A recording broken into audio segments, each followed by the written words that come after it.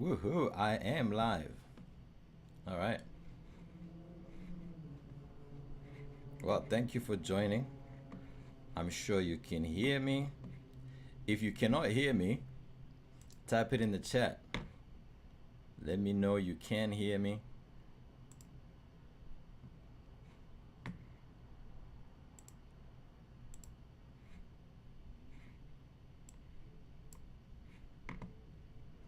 If you can hear me, type it in the chat.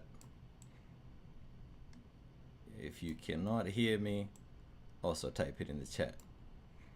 If it's an echo situation, type it in the chat. We will be using Google to make sure that nobody gets away with saying a bunch of stuff that doesn't make sense. So, for those who are here, thank you so much for joining. For those who are not here, why would you not be here? Nobody gets away with saying a bunch of stuff that doesn't make sense. So, for those who are here, thank you so much for joining. For those who are not here, why would you not be here? Nobody gets away with saying a bunch of stuff that doesn't make sense. So, for those who are here, thank you so much for joining. For those who are not here, why would you not be here? Nobody gets away with saying a bunch of stuff that doesn't make sense. So, for those who are here, thank you so much for joining.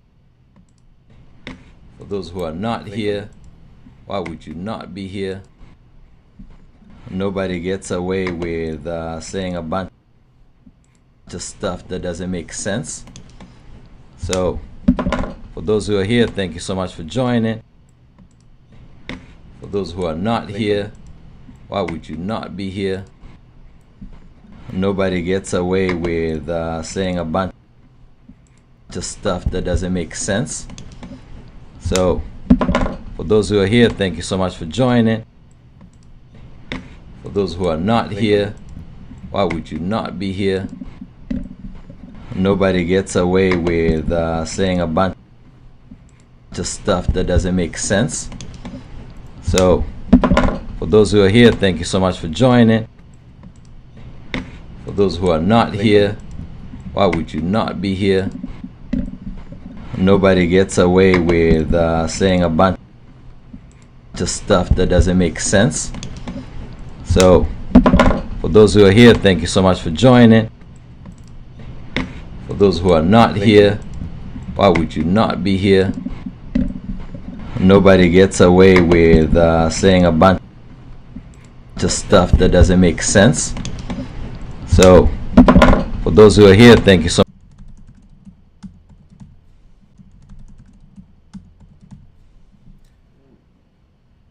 I need to make sure that everything is live.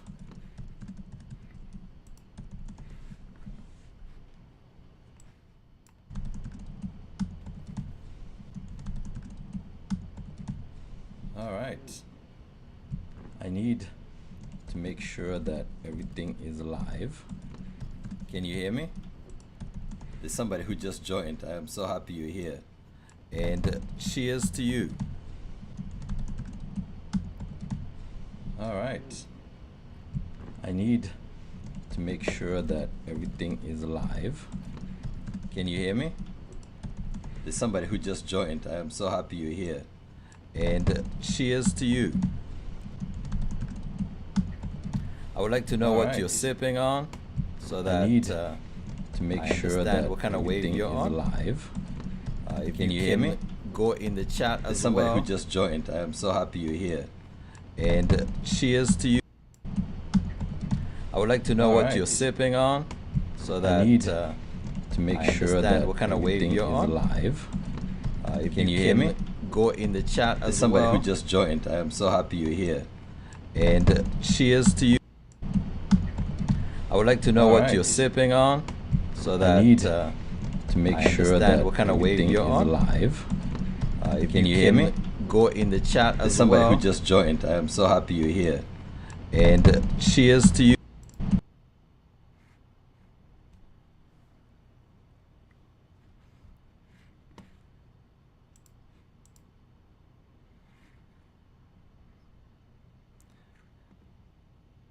He says the connection is excellent.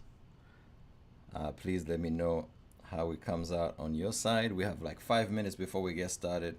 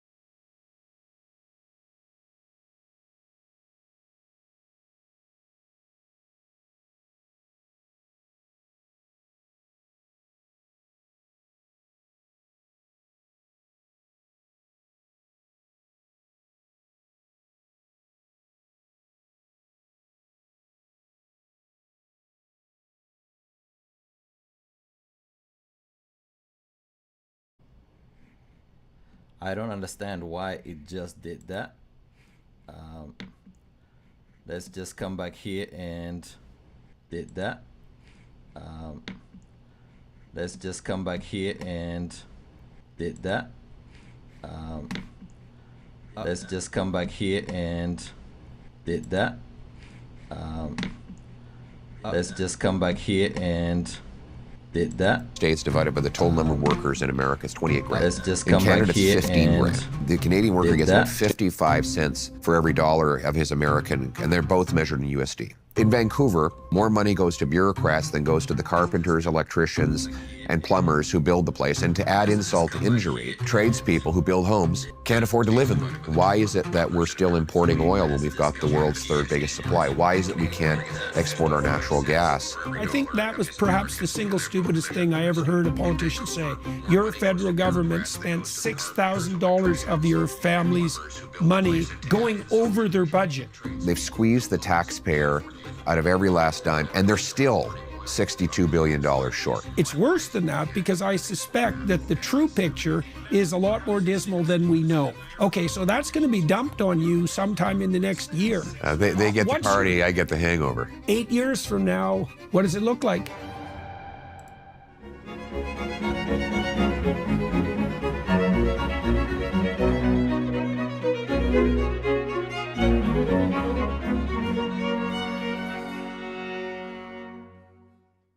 Hello, everybody.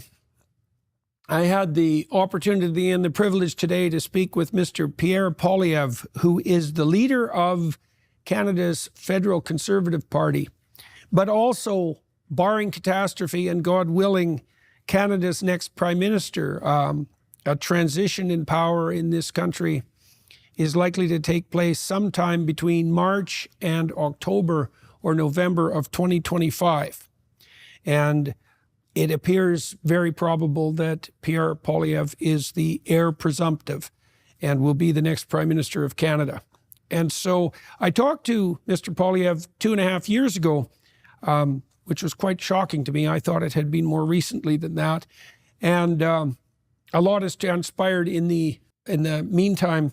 What did I talk about with Pierre? Well, I think mostly what I did was give Canadians and people on the international side a chance to see who this man is in an hour and a half of discussion, and the extra half an hour on the Daily Wire side.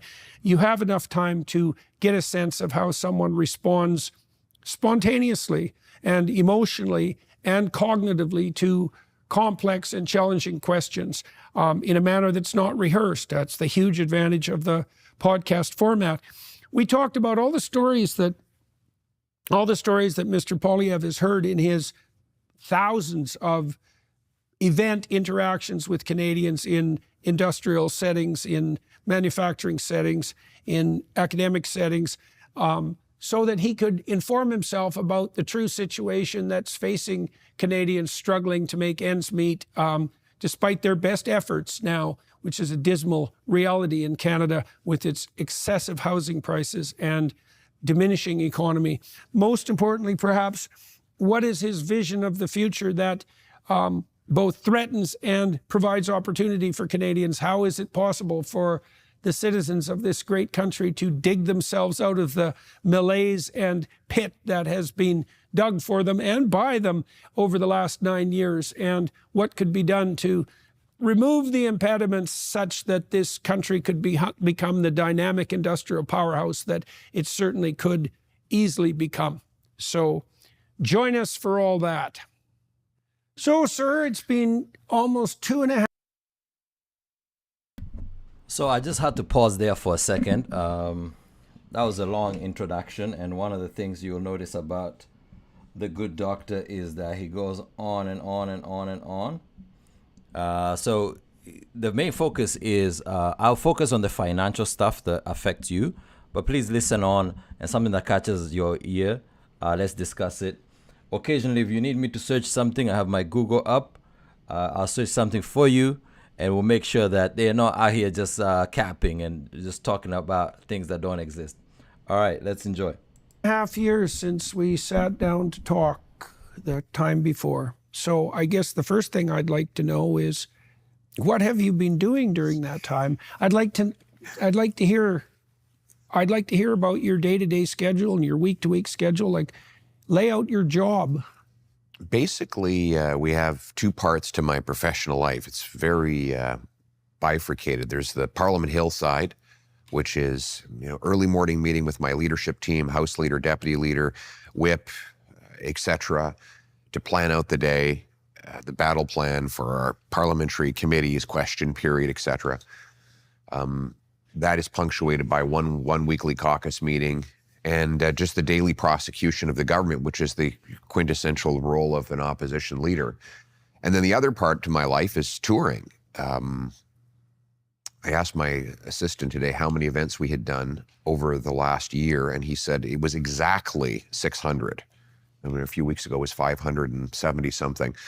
So we've done 600 events, and those are like tours at mills, mines, factories, farms, high-tech facilities, and we tour in, see how the place operates.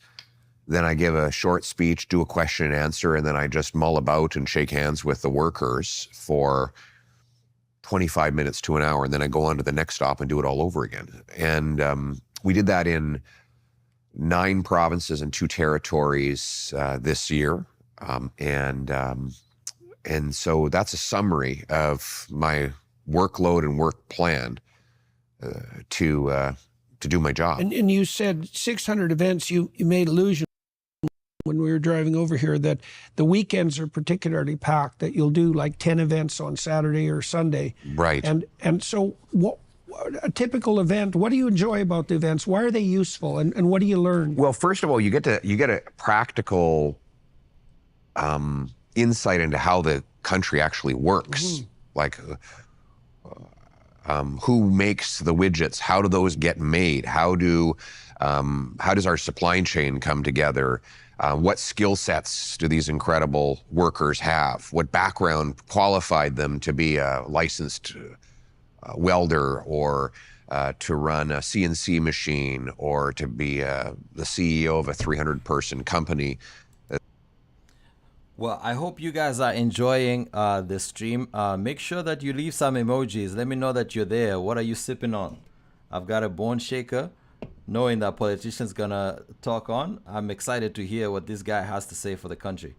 That supplies parts into the American economy. And that practical insight, I think, is important if you want to lead a government and a national economy. So you learn a lot. Then I get to hear the stories of the people who work in these places and get their feedback on what they want, what their dreams and aspirations are. Yeah, I want to turn to that in some detail. Let me ask you about the parliamentary side too, because I think it'd be useful for people to know how you prepare for what you do in Parliament. It isn't obvious to me that people exactly understand the business of being in opposition, at a really practical level. Right. What do you see as your major function?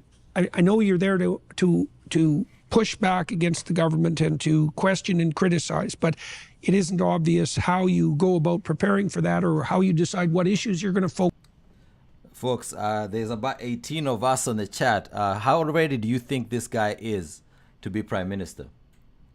Of course, not the good doctor himself, but Poilievre. Focus on, and how you distribute the responsibilities among your caucus and your broader team. So, there's a lot of discretion. You make up your mind when you wake up in the morning.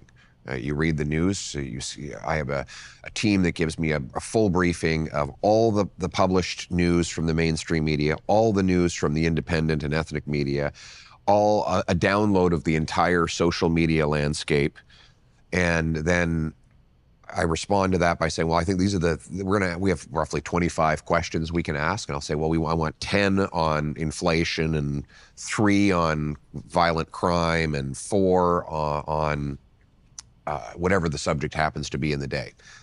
And I want this committee to focus on this today, and that committee to focus on that today. And then our teams go out and we do it. And I've been very blessed because my caucus is extremely talented and they don't need a lot of direction.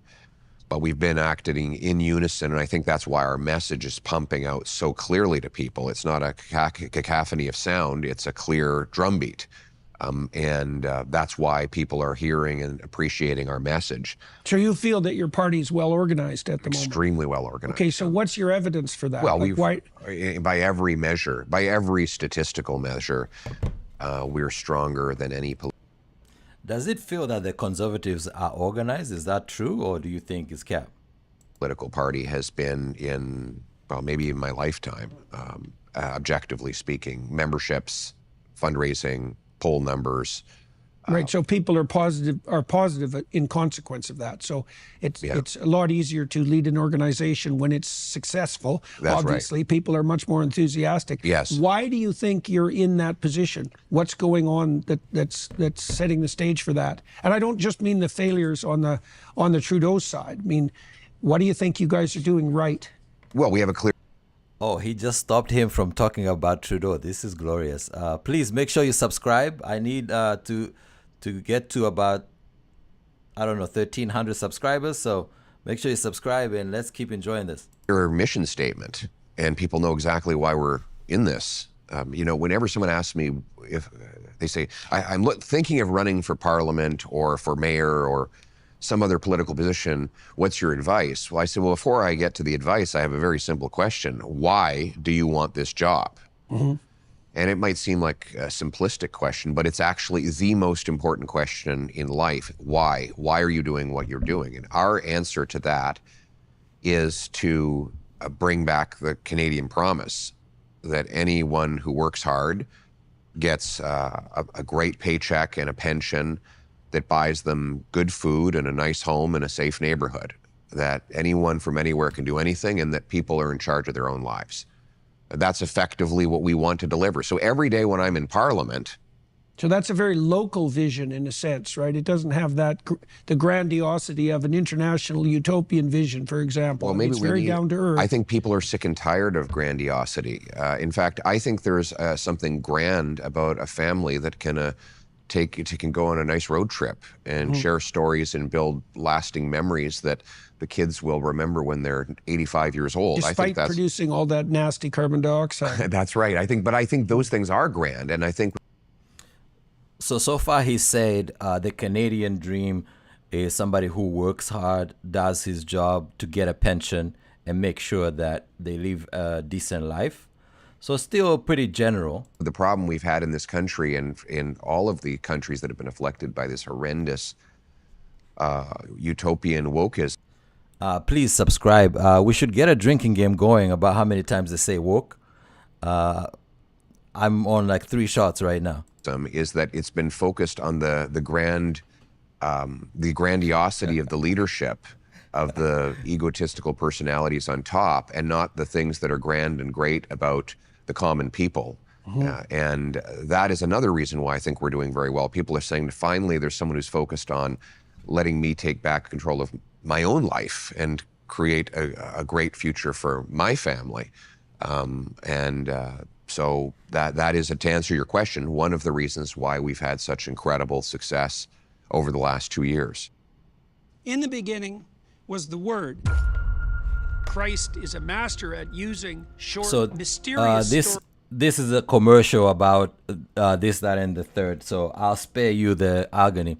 So far it's been about describing the larger vision, and what he's saying is that he wants to bring back the Canadian dream, but he also emphasized on personal responsibility, which means the typical let the government get out of your way so that you can make your Canadian dream happen.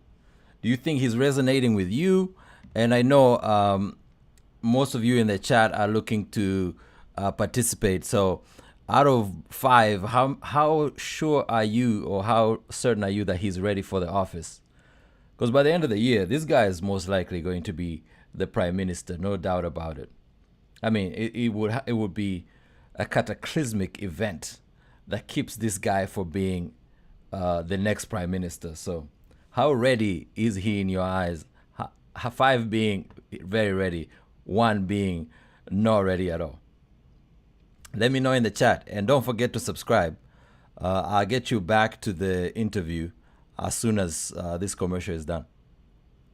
An attempt at wisdom without love. In both ways, you're going radically wrong. Power of love. Right, there we go. Sounds so cliche when you say 60s, eh? I don't want to be in a home. Thank you, Paul, for participating in the chat. Cut out for us, I think everybody else is getting warmed up. But yeah, get your drink. It's a long interview, so we'll be here for a while.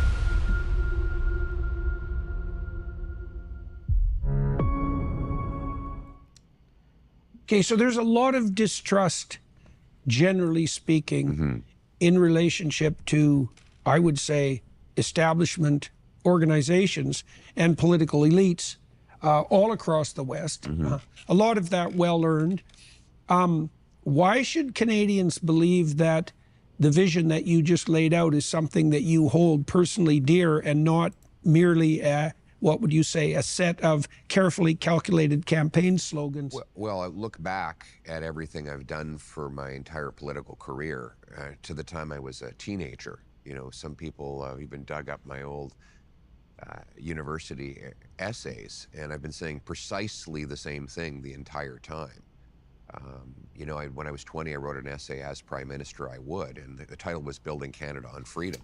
And the entire we've piece got was new about people making joining. the government small and maximizing. As you join, please subscribe and tell me in the chat, on a scale of 1 to 5, how ready do you think Poilievre is ready to take on the duties of Prime Minister? personal freedom. So that's basically what I'm doing now. Thank you. You have consistency. Well, there were going things, for you. when I launched my leadership race, I literally had the same language in my leadership launch speech that I had put in that essay 22 or 23 years earlier. And when I was part of the Harper government, we basically fought for and did the same things then that I'm proposing to do now.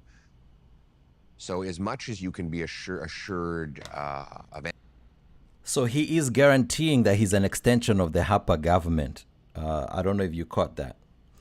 I don't remember if you guys, I don't know how much you remember about the Harper government, but that's the one that Trudeau successfully defeated. So he's saying he's going to fight for the same things. Anything any political leader says, I've got evidence to back it up. Okay, so one of the things that's been very distressing to observe, I would say, and I'm going to use the UK as an example. I mean, the UK had 14 straight years of Conservative government. Yeah.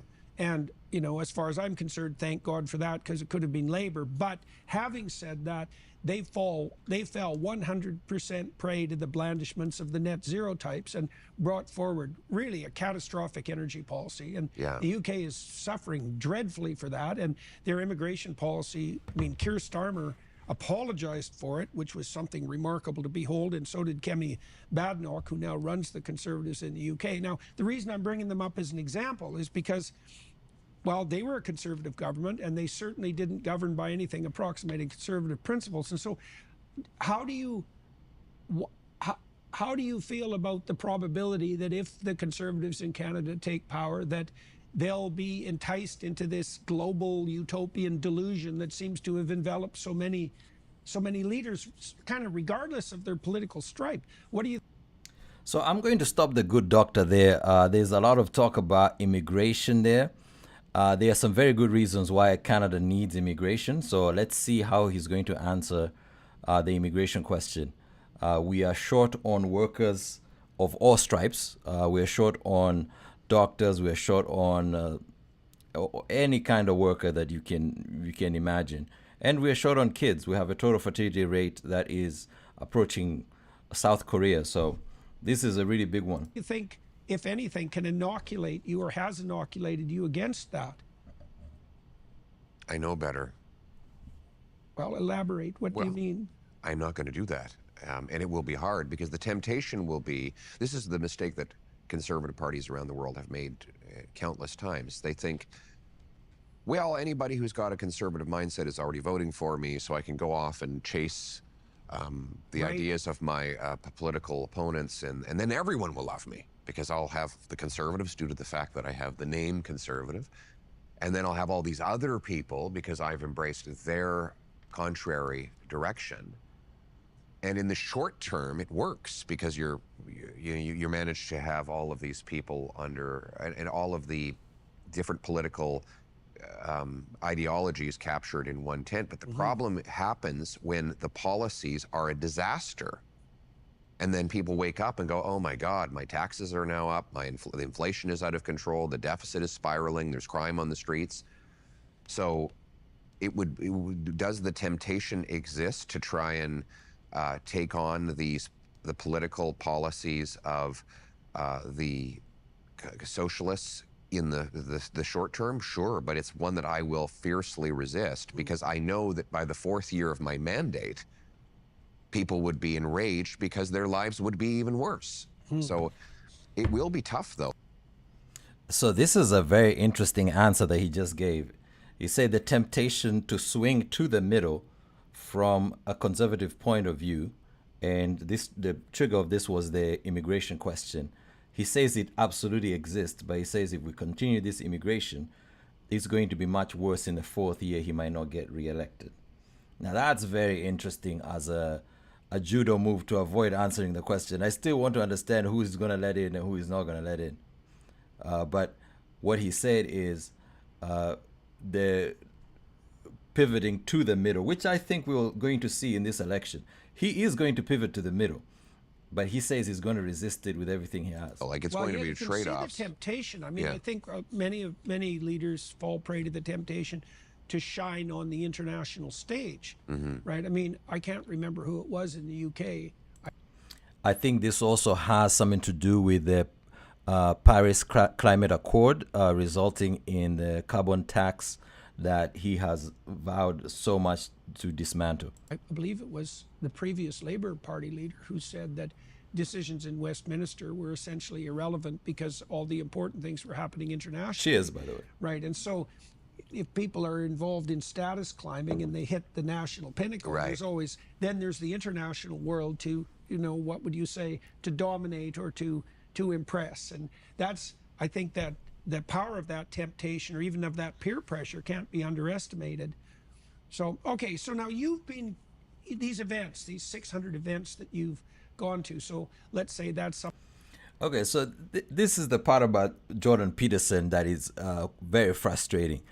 He completely set up the second question, the follow-up to the question about immigration, and then answered it himself by saying peer pressure is hard to resist. Now he's going back to the subject of the 600 events that he's having.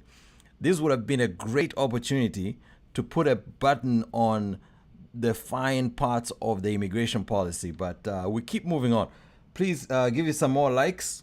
Let's keep it going. Something approximating 1,000 to 1,200 since we last talked. You spent a lot of time speaking to, and I presume listening to, ordinary Canadians. I heard you made a speech in the make a speech in the House of Commons that went viral in the last couple of weeks, and you spoke very persuasively on behalf of working class Canadians. And so tell us what you've learned, what you've heard over the last couple of years, and how that's shaped you and changed you, let's say, as you've moved from, well, as you shifted your position up the political hierarchy and are poised really likely to take the reins in Canada at some point in the next year.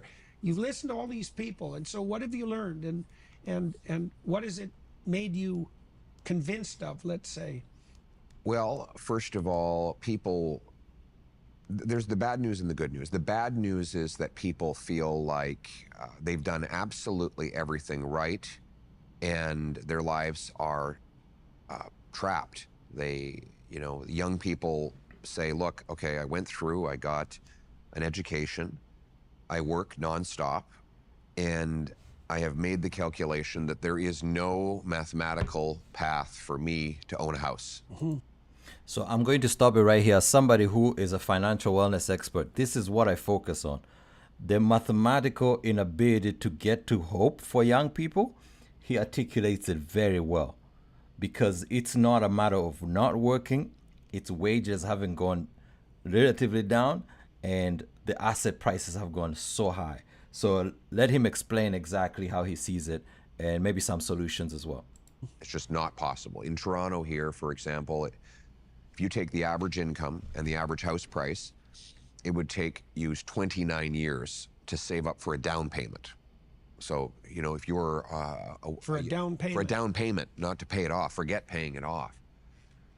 And so if you're a young woman who's got a biological clock, obviously, well, do the math. You start off at, let's say you're 25. Well, you're going to be in your 50s before you can afford the average house. So how are you ever going to have kids?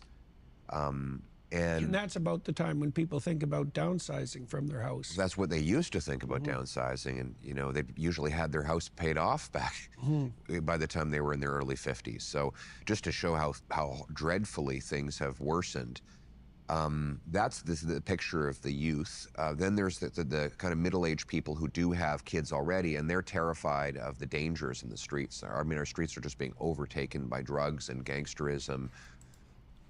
Okay, so another diversion. This is the part that is very frustrating, because now he's at the gangs and all the other stuff. This would be a very good opportunity to answer that question on being able to bring affordability back to the young people that he says are working extremely hard. And other dangers, and they want safety again. And then you have business owners that are saying there's just no way to continue to compete in Canada. We have to look at moving, and that means the next 200 jobs we create is going to be in Ohio or Florida or some other place than Canada. That's the kind of overview that I get. The good news, though, is that people do now have some hope. They think that things can be turned around. And they have clearly and correctly diagnosed the problem, which is entirely political. There is no physical, geographic reason why Canada should struggle to supply people with great opportunities of home ownership and family formation. In fact, we should be the richest country in the world. And I don't know about that. The richest country in the world, very questionable, but he is absolutely right. There's no geographical reason why we should not be able to provide opportunity for good career, good home ownership, and family creation. That is completely correct. I'm just waiting on solutions still. And people increasingly know that, and they know that if we make the right, albeit difficult, political decisions, that they will once again be able to do as their parents did, which is to say, get a house, start a family, live in a safe neighborhood, raise their kids with good traditional values. That's another thing I'm finding, is that a lot of people are really getting back to those values that we were told were unfashionable.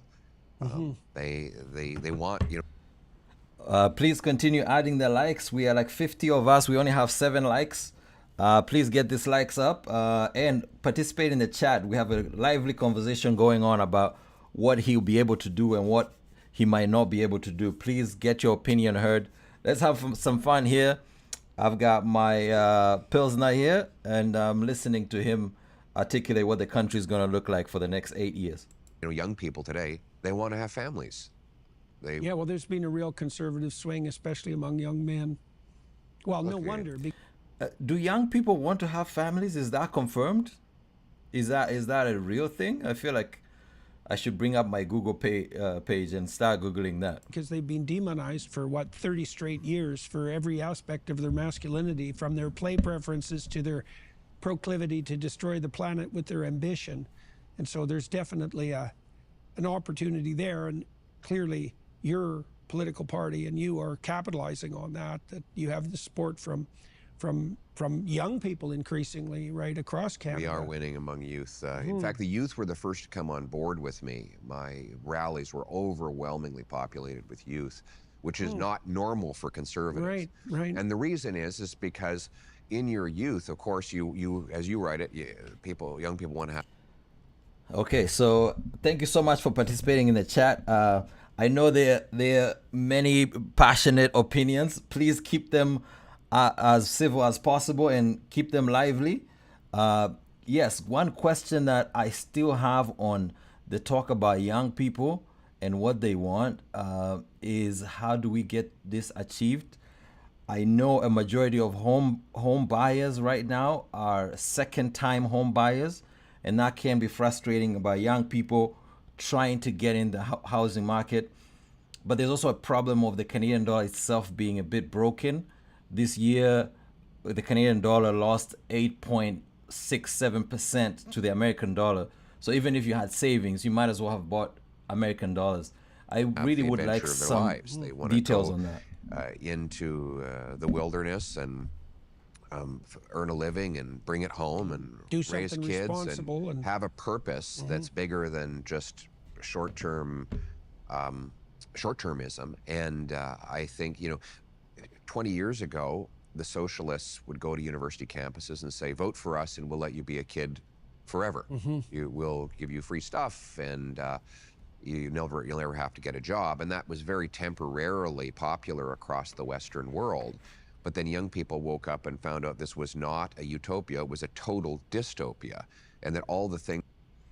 Thank you to Story Lab, Powell, Northwest Coast, Same Street Racing for participating. You guys are making it lively. I appreciate you.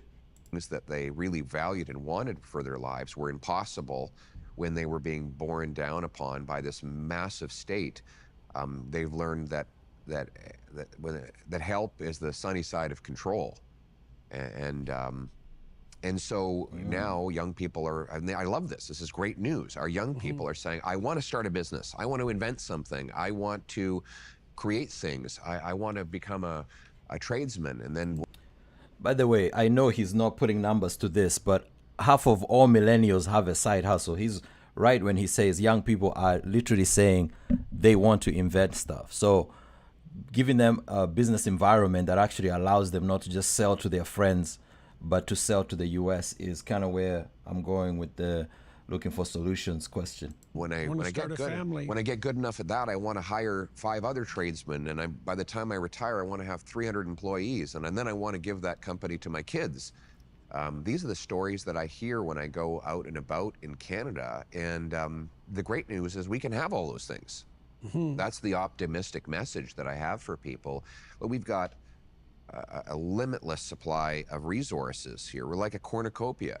You know, the 3rd biggest supply of oil, 5th biggest supply of natural gas, biggest supply of uranium, 5th biggest supply of lithium. We've got not 1, not 2, not 3, but 4 coasts to tidewater. Right.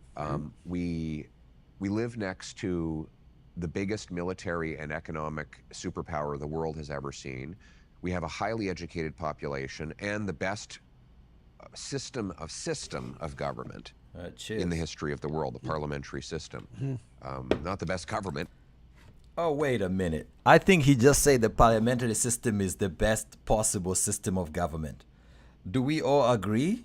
Is this better than choosing our leaders directly, where we have to choose someone that chooses for us? Is the parliamentary system really the best form of government? I smell something here.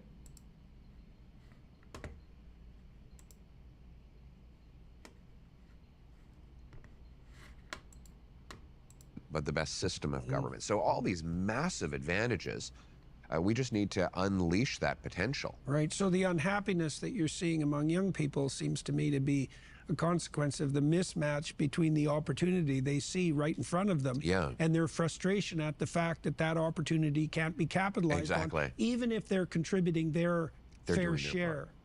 And they're definitely doing their part. Like, they really are. You know, it's always been a habit of older people to say, you know, oh, the youth these days. When I look at the young people today, all they do is work. I am astonished when I meet young university students how much they work outside of their studies just to scrape by. How many hours of labor they do as waitresses or in another service job so that they can pay their bills. Way more than when I was a student, 25 years ago. When I was a kid in Alberta, I could work in the summer, and I didn't work on the rig, so I didn't have one of the high-paying jobs. Right. I had a more, what would you say, a job that was secondarily associated with the resource economy. I could make enough money in the summer, in 2 months, 4 months, to pay for the tuition and my entire year's rent. Of course. Right. And now these kids are working 20, 30 hours a week in addition to a full. Thank you so much, Mta. Yes, there are some elements of this where he gets away with saying Canada is a cornucopia of resources, Canada is the best. And you know what? As a politician, I kind of grant him that. You've got to beat your chest. But as much as I like Jordan Peterson or the interview skills, he might have to hire you for the interviewing skills. You have to give a good follow-up question to let the interview be interesting. Course load, and they look exhausted. When I meet young people today, they are exhausted. They have bags under their eyes, and all they do is work. And the worst part about it is not that they're working all the time; it's that they don't see a light at the end of the tunnel. Are you tired of feeling sluggish, run down, or just? All right, so they are in commercial. We are going to talk about some of the things going on in the chat. Most people have not pointed out that they are getting solutions from this, and I'm one of them. But he is very articulate on what the problem is. The number of hours that the youth are working is ridiculous, and the access to wealth is completely upside down. And part of the reason why I would have liked the question on immigration to be addressed earlier is because without new immigration and people working at capacity hours, we have an aging population that has money stashed away that they are not spending on making businesses work. So let's get back to it.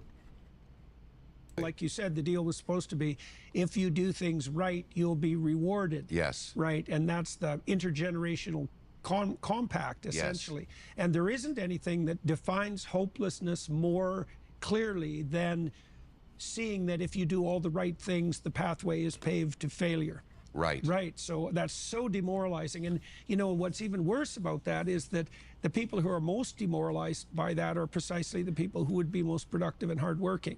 Because the ones that are sponging along, they don't give a damn anyways, right? They're not losing any glorious future, and they're not sacrificing for it anyways. But it's really not good when your economy is set up to punish people who are entrepreneurial and hardworking. And that's what it does right now. Okay, so let's delve into that a little bit. So I've been tracking economic statistics. Hey, cheers to everyone. We just had 12 likes. This is a milestone for the channel, so big up to yourself, and make sure you subscribe. It's in relationship to Canada, and sort of left me open-mouthed in amazement at our dismal condition. So from what I've been able to understand, the richest people per capita in terms of GDP per person, gross domestic product per person, so that's total productivity, is Ontario. And Ontario inhabitants are now poorer per capita than inhabitants of Mississippi, and that's the poorest American state. So the inhabitants of Canada's richest province are poorer than the inhabitants of the United States' poorest state. And that's actually occurred primarily in the last 10 years. Yes. And because we were basically at parity before. So I'll pause this to say this is not true. Mississippi is at 55, maybe with a conversion to USD. Mississippi is at 52, and Ontario is at 71. So I'll let him ask the question, but one of the reasons I'm here is to make sure that I check all the BS that might happen. But it's a great question on why we're not as prosperous as, let's say, California or Chicago. For that. Yes. And had historically been not quite as rich as the Americans, with some, you know, blips above them, but pretty much tracking them one-to-one. Yeah. And now it's 60%, something like that. And that's not all the bad news, because it's 60% in terms of absolute wealth, and a real estate market that's twice as expensive approximately on average. Yeah. Right. So now it's really bad. It's really incredible. Like 10 years ago, the New York Times wrote an article, welcome to Canada, we're home of the world's most affluent middle class. And in that article, the Times had calculated that median American and Canadian incomes were tied, and that Canadians were slightly better off. Now, part of that was because of the 08-09 financial crisis hit them harder than it hit us, but still, now per capita GDP in the States is $22,000 higher than in Canada, measured in USD. So that's about almost 30,000 measured in. Right, so that's a whole other income, essentially. Yes. That's a whole other part-time income. Exactly. Yeah. And then, as you correctly point out, their real estate is significantly cheaper than ours. So their dollars go a lot further, even when you match up the exchange rates. And what's worse than that is that the leading indicators are even more horrific. And leading indicators, for example, are investment dollars, because your wealth tomorrow is determined by your investment today. So if your employer, for example... He couldn't have said it any better.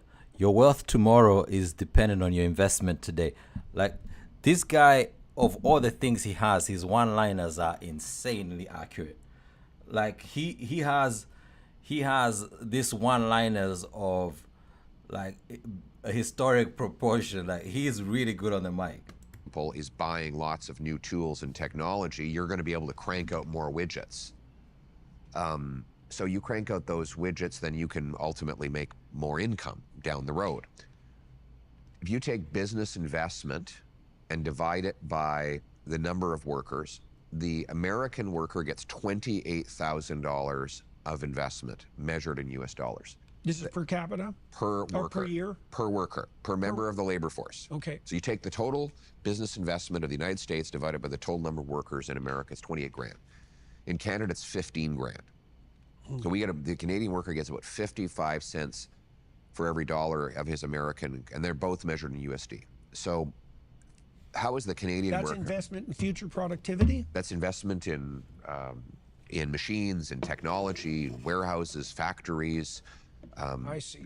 Any capital investment that businesses make divided by the number of workers, that's the measurement. So now that means they're getting better technology, better new machines, better tools than our workers, and they will be able to crank out even greater wages for their people than we will unless we catch up with that. Our productivity is another major problem. Right now, and that's productivity sounds complicated. It's actually extremely simple. You just take the GDP and you divide it by the hours worked in the country. So American GDP is $80. So for every hour an American worker works, on average, he or she produces $80 of GDP. In Canada, it's 50. So that's every hour. So that means we have to work 60% more just to make the same amount and have the same level of income to buy food and housing. So now that sounds like a bunch of wonk speak that might seem like it only matters to someone staring at a spreadsheet or a graph or a chart. But in fact, that's reflected in the fact that our 2 million people are lined up at food banks because they can't afford food, and 80% of youth can't afford homes. And our quality of life and the things we can afford to provide our kids have fallen back so much. Well, There's that's a real pretty life. stark and easily comprehensible statistic. Yeah. I mean, if you work and you produce $80 worth of goods and services in an hour, compared to working and producing 50, obviously that's a substantial shortfall. Yeah. So, and is there a starker indicator of the economic disparity between the US and Canada than that? Or do you think that's the primary statistic? I mean, I think housing costs are another one. There was a study out just 10 days ago that has... So I know it's on the fly, so he might not have the numbers, but what we spend on groceries and what we spend on data and telecommunication, as well as energy, all the oligopolies and banking fees are starker than even what he's talking about GDP per capita. So I understand where he's going with it. This is something that explains everything, but we are paying the highest internet fees in the second highest internet fees in the OECD. We need competition to also apply to the big banks and big data, big telecoms, big energy, and big grocery stores. Like, we can't have oligopolies and expect to compete. I think he needs to touch on that as well. Toronto and Vancouver now by far the most unaffordable housing markets in North America. And so, housing costs are 50% higher in Toronto than they are in Chicago, even though Chicago workers make 50% more money. The same is true between Vancouver and Seattle. Seattle workers make way more than Vancouver workers, but housing is 60 or 70% more expensive in Vancouver. So on all the measures, we're making less by a lot. Yes. By a lot. By a lot. Yeah. And we're paying more. Paying more by a lot. Yeah. Right, and most of that's transpired in the last 10 years. Yes, and we're paying the difference by accumulating enormous quantities of debt. Our households are by far the most indebted in the G7. When you divide total household debt by GDP, we now have a bigger stock of household debt than our entire economy. We are more indebted as households than the Americans were right before the 2008. So this is actually a very good point, and I want to point out what Travis and Powell are saying in the chat. Part of how you get punished by working harder is if you make more money per hour as an employee, you will get taxed a hell lot more than if you are a business. However, changing from an employee to a business is not always a clear-cut lane. So it gets a bit murky and tougher. But I also understand that we need more labor to participate in growing the economy, because we do have an aging population. If we are not having the kids, we need a solution to how are the people going to grow the productive base. Like, how are we doing this? Financial crisis. And so what we have as a model in Canada is we have artificial scarcity imposed by a very heavy and restrictive state, confiscatory state. So that suppresses production. Mm-hmm. But in order to allow for consumption, we print money and borrow money and then flood the economy with that money. Okay, so that's another problem. So that's the inflationary problem. Yes. Now, the problem with inflation, there's many problems with inflation, but one of them is that it particularly punishes people who are thrifty and who save. Yes. Right. So inflation punishes the people who forego gratification to invest in the future. That's right. Right, so that's a very bad idea. It's a horrible. Inflation is the single most immoral tax for so many reasons. One, it takes from savers and people who are trying to be responsible, thus making it impossible to be responsible. Right. Because you will, if you refuse to play the inflation game of borrowing money to buy things you can't afford.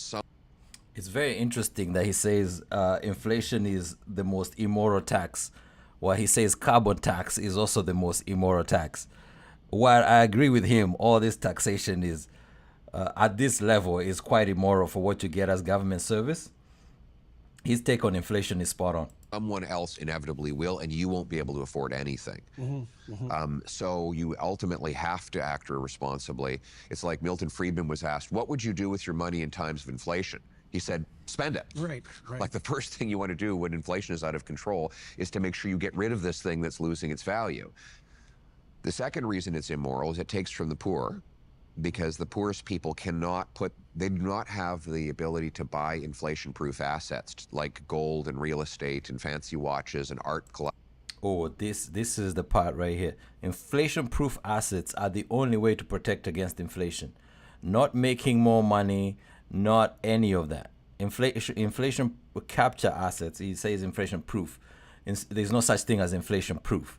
It's inflation capture and inflation inflated goods. So if you're spending, you are exposed to inflation. Inflation capture is whoever is setting the price. So instead of buying the iPhone, you buy the Apple stock. Collections and fancy wines and things that go up with or even exceed inflation. So it's a very big wealth transfer from the poor and the working class to the very, very wealthy. A very small group of people actually get richer. So the socialist policies that provide goods and services to Canadians, let's say, or denizens of other countries, by printing money, actually punish the poor brutally. Oh, absolutely. In consequence of the inflation that they generate. Yes, I mean, all the socialist policies in practice redistribute from the working class to the super wealthy in practice. Mm-hmm. And I can prove that again and again and again. In theory. In practice. Yeah.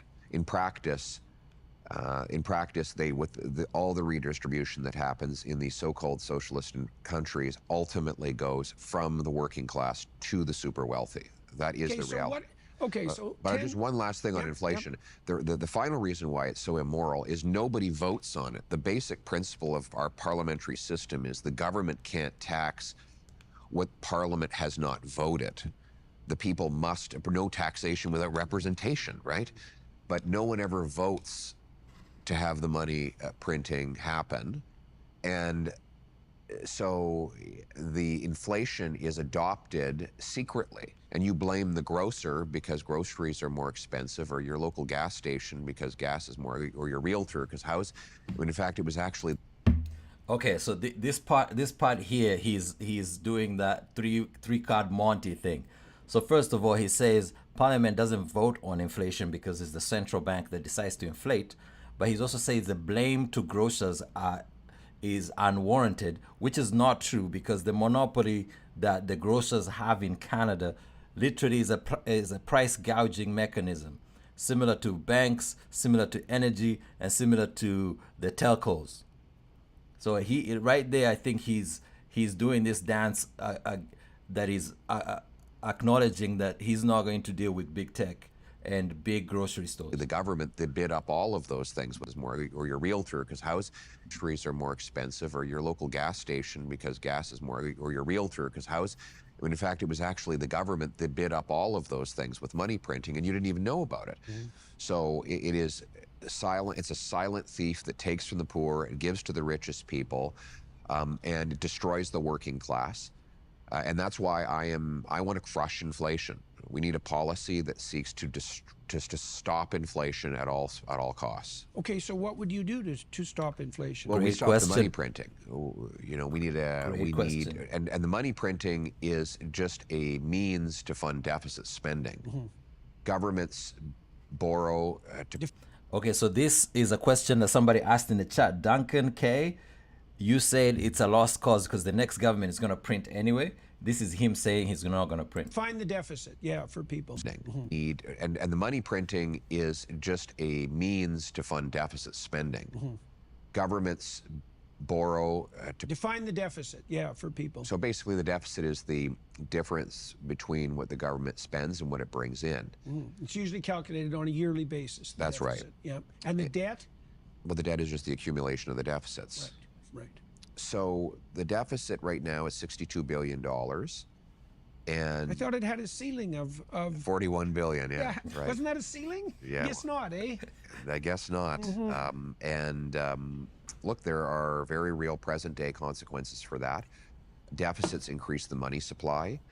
Central banks effectively facilitate that increase in the money supply, and that causes inflation. And you know, it's why you know, I have a buddy whose family moved here from Italy back in 1973. His father worked paving roads, and his mother made sandwiches in a senior's home. They were able to pay off their home 10 minutes from Parliament Hill in 7 years. Right. Their grandchildren wouldn't be able to save up a down payment for that home in 15 years, and they will be university educated with all the advantages of having been here 2 decades. That is the consequence of the money supply growing vastly quicker than the stuff that money buys. So what we have to do is stop growing the money supply and start growing the stuff money buys, right?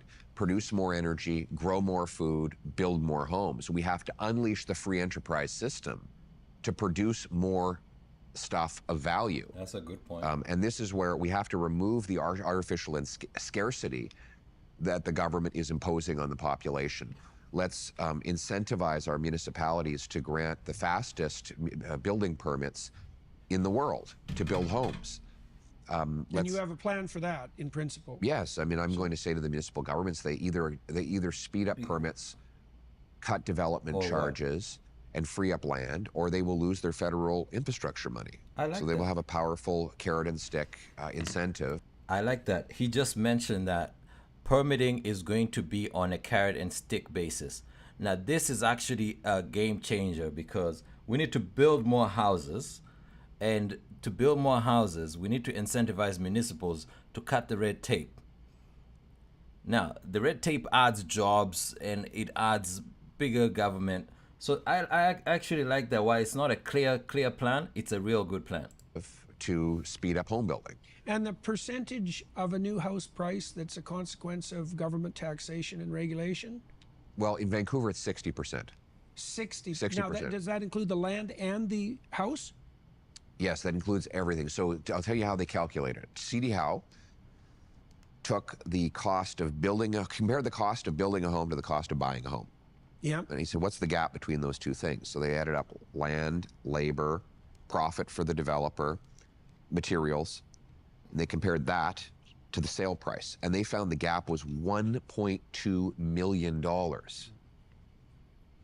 So that's $1.2 million of extra cost above and beyond the materials, the labor, the land, and the profit for the developer. So where's that going? Well, the answer is development charges, sales taxes, land transfer taxes, the delays in getting the permit, time is money, the consultants, lawyers, accountants, lobbyists that the developer has to hire in order to get the approval. So in other words, we're spending twice, in Vancouver, we spend twice as much on bureaucrats than we do on all other things combined to build a home. More money goes to bureaucrats than goes to the carpenters, electricians, and plumbers who build the place. And to add insult to injury, those tradespeople who build homes can't afford to live in them. Right. I mean, it is, so what we need to do is slash the bureaucracy. And I'm going to say to the mayors, let's you're give not it more getting likes. federal We have infrastructure 14 likes, money which until is you dope. slash your development But charges, let's get it speed up like your permits. 20. I'm going to take the federal GST Let's off get to like new 20. homes. Let's do it. Under a certain limit, and encourage the provinces to do the same. But we've got so much land. Like we should have the most affordable housing in the world. It should be dirt cheap because we have the most dirt. We just need to get the government out of the way. The same goes for our resource sector. I mean, why is it that we're still importing oil when we've got the world's third biggest supply? Why is it we can't export our natural gas overseas? You mean like to Germany and Japan, even when they ask? Exactly. And are offering multi-decade contracts at distressed prices because they're so desperate for energy. Right. And we can't make a business case for that, famously. Yes, this is the opportunity. I think that was perhaps the single stupidest thing I ever heard a politician say, and that's a really hard contest to win. As we celebrate the gift of life, you have. All right, so another commercial. I'm not going to play these commercials because they're on another network. But great discussion. One of the things that seems to be catching on in the chat is what to do with people who are coming in for school and they're not graduating. And mind you, I have worked with some of these colleges, and some of these colleges are paper colleges. Like, they will get admission, and then they will take that admission and contract it out to like Sheridan College. So your let's say your enrollment is with Pocketbook Wellness College, but your education is with Sheridan. And when it's time to graduate, you go and get a Pocketbook Wellness College graduation, but you paid 80%. So it's kind of like a system of laundering education. But the problem is everybody is aware. Like, I would like to say, Duncan says how much OF student creators got taxed. I cannot answer that. I just know that the minute you make legitimate money, you get taxed. Let's get back to it. But that's a very good question. Yes, please follow Travis. OF means something else that is not economic. Or maybe it is economic. Let's get back to the show.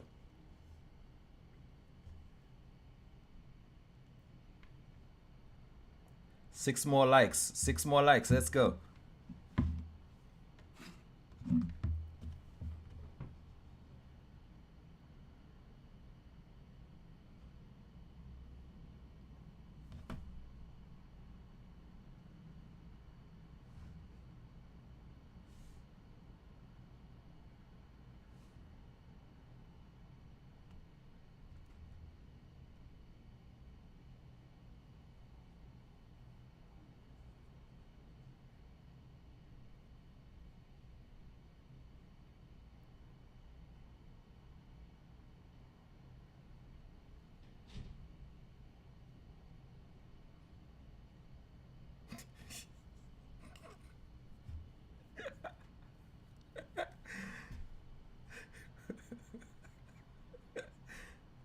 Oh man.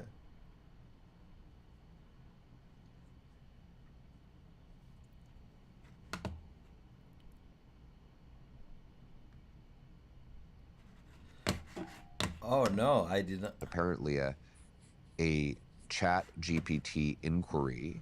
Sorry guys, the sound was off, so I'll rewind it to 3 to 5 times higher in both Europe and Asia than it is in North America, which means there's a hell of a lot of profit to arbitrage in getting our product over there. In the last 10 years, the Americans have added, I think, 6 liquefaction plants. The Qataris have massively increased their production.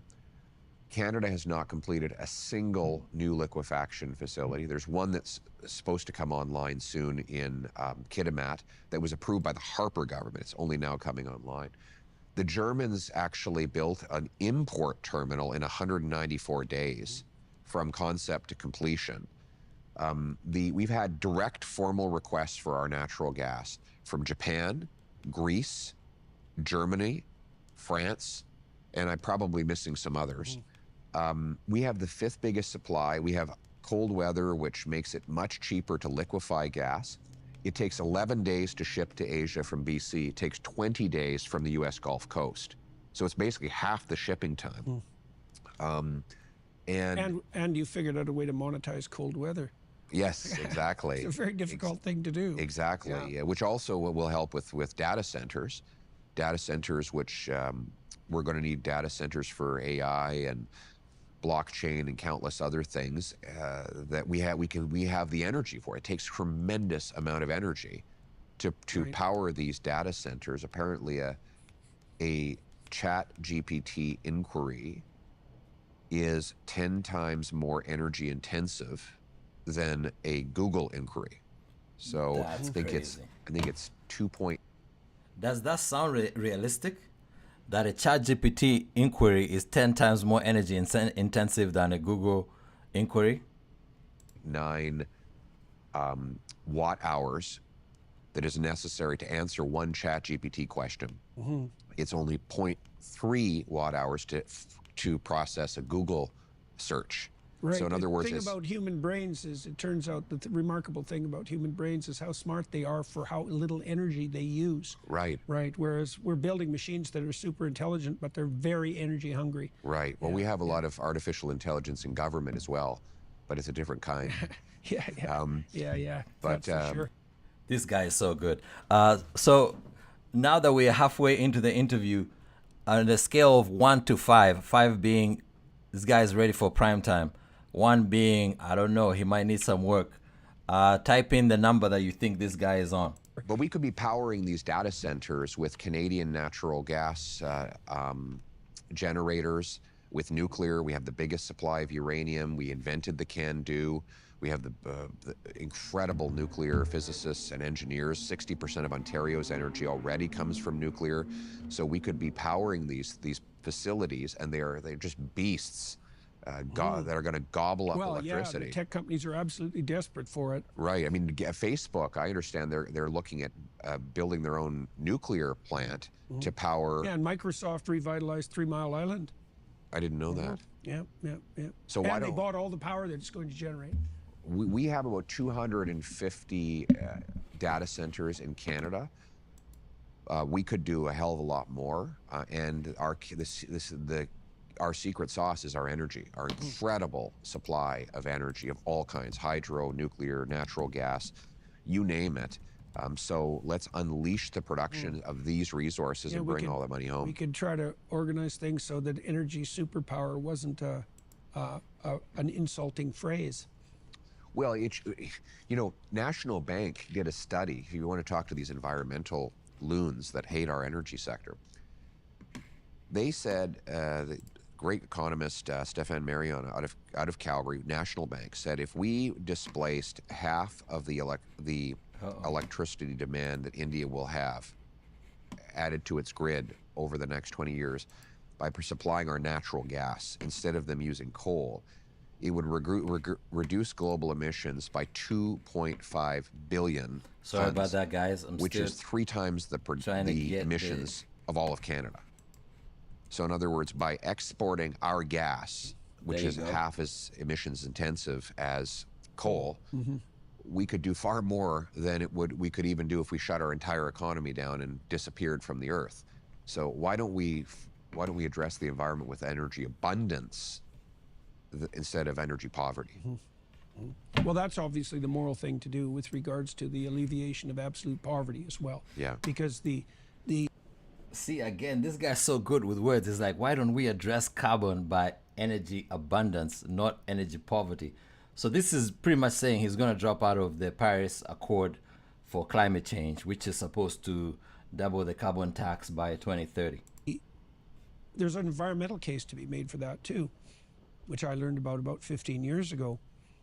If you alleviate absolute poverty, the people who are now comparatively wealthy, so say starting to move into the middle class, take a much longer term view of their lives and their children's lives and their grandchildren's lives, which are now relatively assured, and they're much more likely to take environmental action at the local level.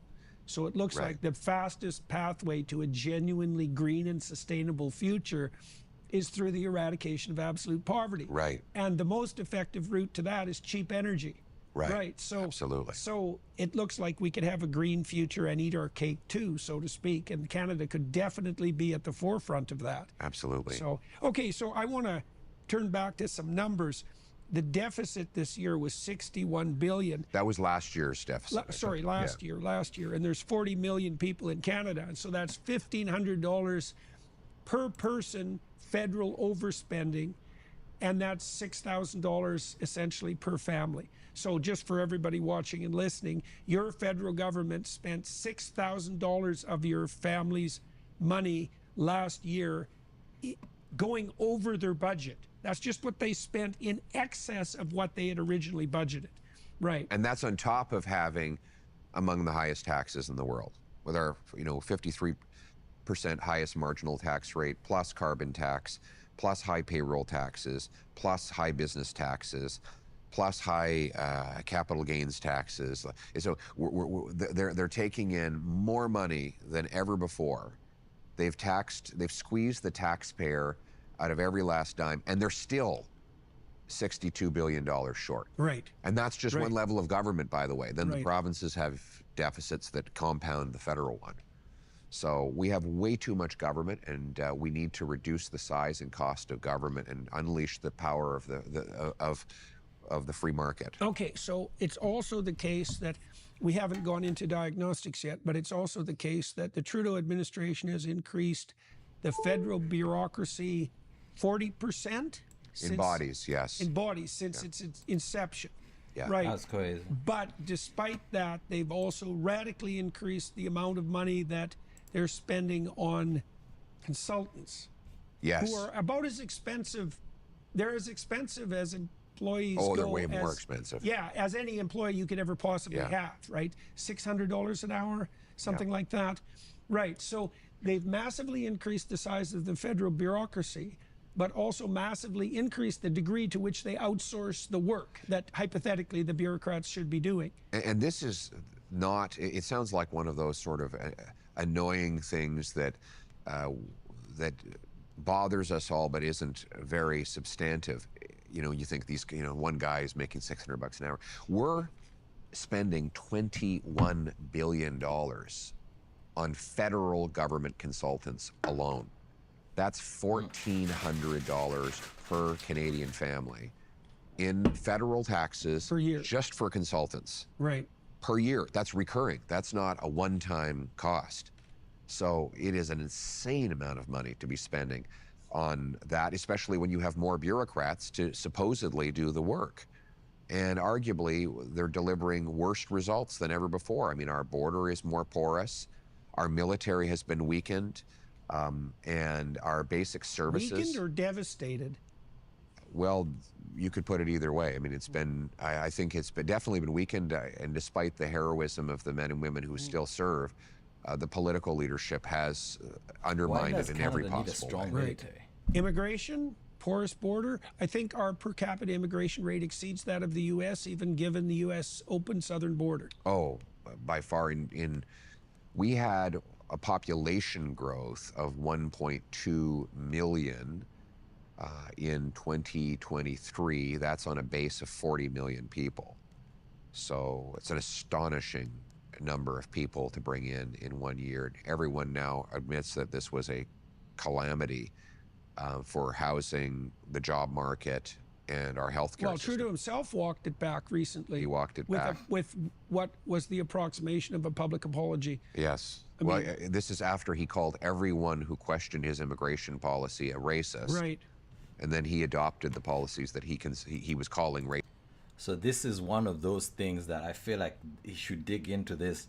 When Trudeau called everybody racist, and when he took the powers into his own hands, when the truckers were going to do their protest, this should be a point where he emphasizes the difference between the use of executive power and the use of the liberties that Canadians possess. I hope he digs into this. But yeah, one thing I will not miss is Trudeau answering everything by saying everyone is racist. Even though I do believe there are racists out there. Racist only a year and a half earlier. So. Okay, so that's a lot of. I just talked to Terry Glavin, a Canadian journalist, this week too, and he did about a 5-dimensional analysis of the trouble that Canada was in. It was blackly comic in some ways, because we realized at the end of the conversation, or near the end of it, that we hadn't even discussed the ever-present threat of the Quebec separatists. And I was thinking, oh my God, like, Canada's in a pretty dismal state when the threat of Quebec separatism is number 6 on the list of threats to the integrity of the country. Yes. Right. So okay. So now No, this is... yeah, that's making a comeback too. God. Yeah, I know. I mean, I know. The PQ is now leading in the polls in Quebec after they had been completely obliterated in the Harper era. Separatism was completely dead in Quebec, and now it's making a resurgence. And ironically, more out of desperation than anything else. Well, I mean, it's interesting that the leader of the PQ has actually been making economic arguments in favor of separate. They used to always try to avoid that because most Quebecers would say, well, clearly we'd be worse off economically if we left. But because Trudeau has been such, and Freeland and the entire Liberal gang in Ottawa has been such a colossal disaster for our national economy, the separatists are now able to make the argument that they would be better off separating from that calamity. Now, I intend that was the plan all along. Maybe I intend to reverse that argument by making our economy strong again. But it really is astonishing to see how badly things have changed in every respect. Okay, so this has really transpired in large part over the 9 to 10 year period that Trudeau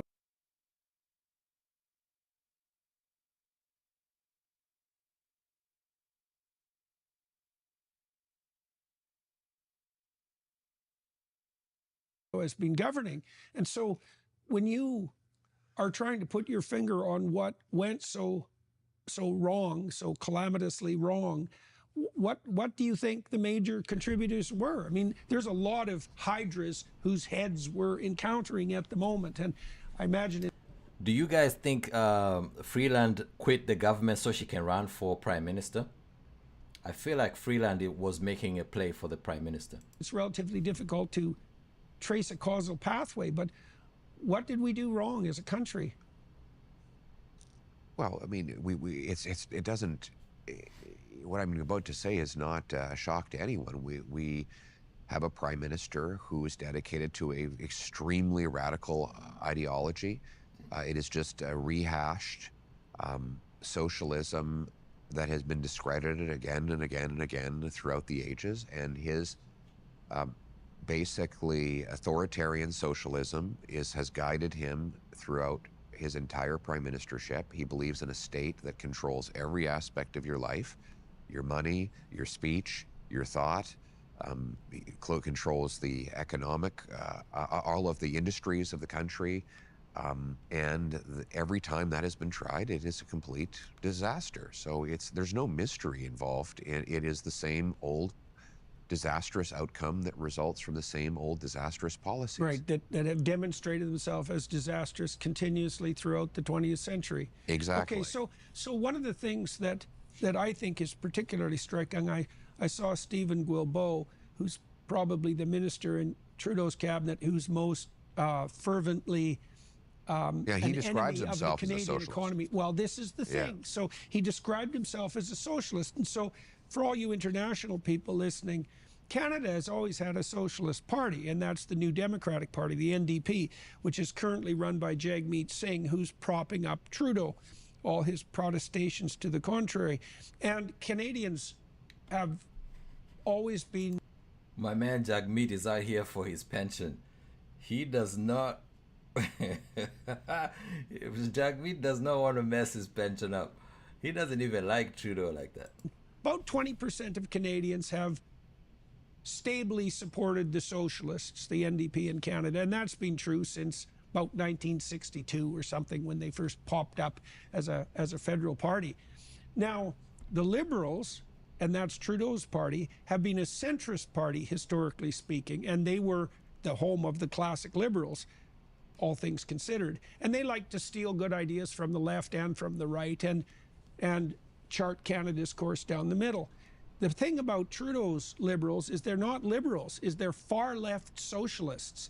And they came to power in the guise of Liberals, and that meant that they're bloody.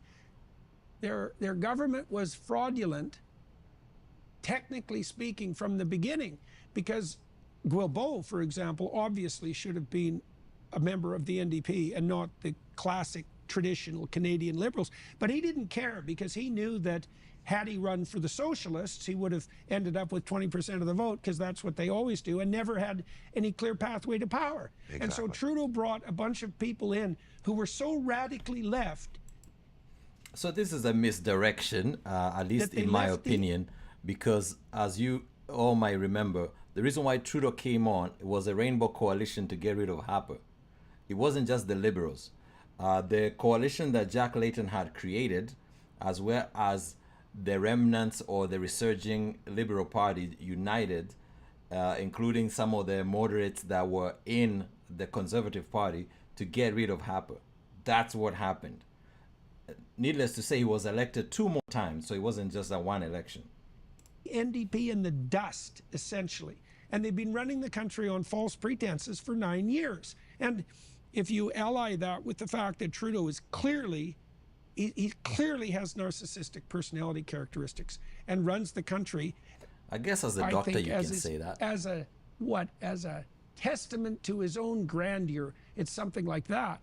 And one of your caucus members recently stood up in the House and I think listed something approximating 60 scandals. I mean, I've been scandalized by that, because my observation, I've been watching the Canadian political landscape for, 5 decades, and the Trudeau government has skated through at least a half a dozen scandals that under normal circumstances would have provoked an honorable government to resign. And then that doesn't count the other 54. Yeah. And so at the moment, Trudeau's grip on authority is very shaky. His deputy prime minister resigned last week in a cloud of catastrophic, surreal manipulation.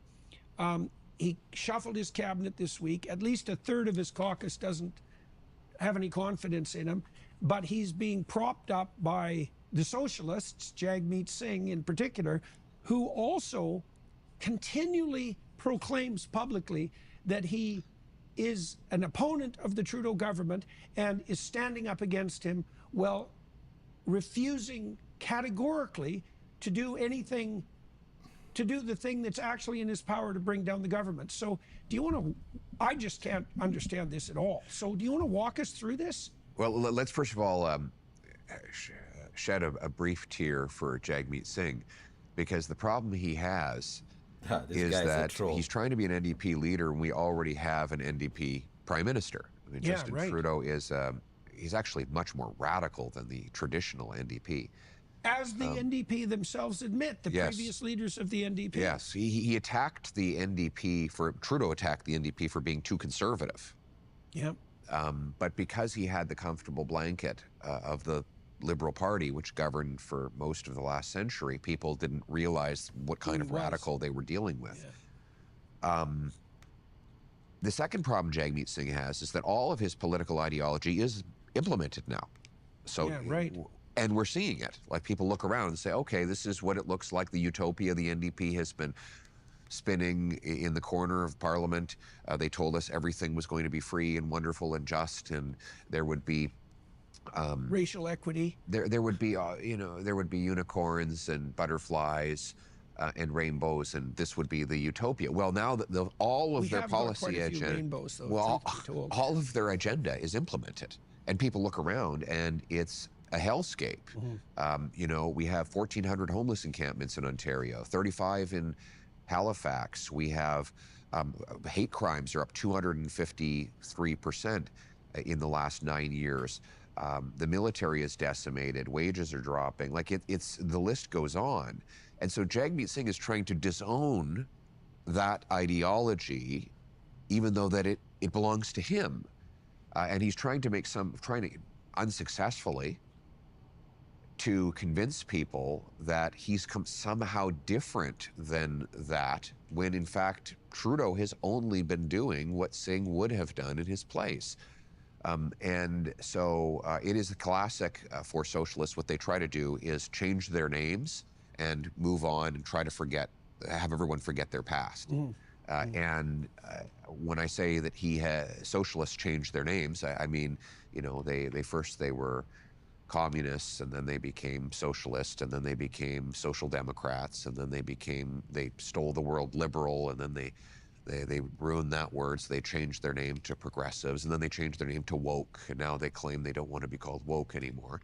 Because socialists always try to disown the things they've done because it's manifestly disastrous, and that is what Singh is trying to do, while simultaneously keeping Trudeau's government going. He voted just a couple of weeks ago against a non-confidence motion that I put forward, which contained Singh's own criticisms of Trudeau in Singh's own words. So he voted against his own words to keep Trudeau in power. But I will remind people. How do you account for that from a motivational perspective? I mean, the scuttlebutt in the Canadian he wants press his own pension. Singh is propping up the government for personal reasons, say regarding his pension. Now you're making a much more political case, but what I can't understand how he can reconcile himself to himself, because what he does is so at odds with what he says that it couldn't be more different. Like if he allied him, the other thing I can't figure out, maybe you can shed some light on this, is like when Singh agreed to act as Trudeau's support, why the hell didn't he negotiate a cabinet seat? I mean, why didn't he make it into a formal coalition? I know that's not a traditional Canadian move, but it could happen. And so he sold his soul to Trudeau fundamentally, decimated his own party, and gained nothing in return, including what he could have gained had he bargained properly. That's how it looks to me. And what do you think about that? I mean, he's not a very good negotiator, that's for sure. Yeah. And what you're seeing is all of these egomaniacs. This gotta be the best part of the interview for Pierre Poilievre. Like, you know, Dr. Peterson is just making all his points. And he's just like, yep, you're right. And just trolling these guys. In both the NDP and what we now call the Liberal Party are turning on each other because they all want to disown their collective record. All of them want to say, oh, I wasn't part of this. And whether it's the outgoing finance minister Freeland, or Mark Carney, who's been writing the financial plan behind the scenes, or Jagmeet Singh, they're all trying to say, I wasn't there, I wasn't part of it, I'm something completely different than what you see. And that is just an illustration of how much of a disaster their agenda has been. And I think that's why we're doing so well, and we're going to defeat them, and Canadians will give me a mandate to take the country in a completely opposite direction. Okay, so what do you see on the horizon in the upcoming year? I want to talk about two things. What do you think is going to unfold, well, even in January, I mean, once Parliament reconvenes, and what you expect from Trudeau in terms of his political action, then what you expect as the Liberal Party tries to reformulate itself. Like, I can't imagine a scenario, not really, where Trudeau leads the Liberals into the next election. That seems to me highly improbable. It wouldn't surprise me if they he did this actually before Trudeau resigned. So Trudeau resigned today. I'd like to hear your thoughts on what are Canadians to expect in the upcoming months. So Parliament's back in late January. It will take some weeks to actually get a non-confidence vote onto the floor of the House of Commons. Then we'll see if Jagmeet Singh's latest promise of voting non-confidence was as insincere as his prior commitments to that effect. When does his pension kick in? In February. So he's now, basically, he said yesterday that he would put forward a non-confidence motion at the earliest opportunity. Well, that's likely to be March, which is... Oh, that's convenient. Okay, right so that after. problem's off. So really, That's right. so March is the early. Hey, good news, guys. Jagmeet got his pension, so we will have a vote of no confidence. Like literally, as soon as Jagmeet got his pension, Trudeau had to resign. Isn't that crazy? As far as you can see, that election could be called. Singh will not vote non-confidence before he gets his pension, or at least he will not vote non-confidence in a way that sees the election happen before his pension kicks in. So we won't have an election before very late winter, early spring. Then there's the possibility that the Trudeau resigns and then goes to the Governor General and says we need to shut down Parliament, while the Liberal Party then chooses a new replacement, a Trudeau 2.0. And so there would be a leadership race. God knows how long that would drag on for. During you think approximately in March, no earlier than March, as far as you can foresee. Yeah, probably. And during which time we'd continue to flounder and twist in the wind. And by the way, you know, the Liberal media is all saying, well, surely you wouldn't want to trigger an election during a Liberal leadership race. Excuse me, the Canadian people are not obliged, 41 million people are not obliged to wait around while this party sorts out its shit. Like, these guys could have... Uh-oh, he just cursed. This is even spicier than I thought. This guy, man, this guy on the mic is something electric. Got rid of Trudeau a year and a half ago. They knew he was a disaster then. And now they say, well, we're low in the polls, so we have to get rid of him. Now, you didn't care when he was just depriving single mothers of food for their kids, or doubling housing costs, or unleashing crime in neighborhoods across the country. But now you're really concerned about getting rid of him because your poll numbers are down and you want to keep your job. Sorry, that's not a good reason to paralyze the entire country, in the face, by the way, of a major negotiation with the incoming U.S. president, who enters with a massive and powerful mandate, and a man who has proven that he can spot weakness from a mile away. So the country should not be forced to wait for the Liberal Party to clean up its own mess. They've had plenty of time to do that. What we need now is certainty, and the only way that can come is through an election so the people can decide. And so who do you see as contenders on the Liberal side? I mean, Freeland, I think, is going to make a run for it, but Carney, do you think he's going to throw his hat in the ring? Now, he famously rejected the opportunity to become Trudeau's finance minister. After accepting it. After accepting it. Well, so the chronology that we're led to believe, based on sources who've spoken about it to the media, is that Carney agreed to the job. Trudeau went to Freeland days before she was to introduce her fall update and said, yeah, I'm going to be firing you to bring in Mark Carney. And then when that blew up with her unexpected premature resignation, then Carney looked at it and said, I don't want any part of this, and he crawled under his desk. And so he was happy to take the job when it looked like it was a clear path, but then when it was a messier path, he hid from it. But why would have he decided to take that job to begin with? Because it's a good question. Well, God, you can't imagine stepping into a more thankless role. I mean, who would want to associate with these guys? Well, Carney already has a reputation. It seems to me that if he has prime ministerial ambitions, he'd just wait for the Trudeau Liberals to cataclysmically degenerate even further and then step in. By the way, this Mark Carney, they're saying, has a reputation. This guy printed money in Canada, got the UK job, printed money in the UK, now he's back in Canada to print more money. That's the reputation they're talking about. He was the head of the Fed, and then went to run the Bank of England, and then came back.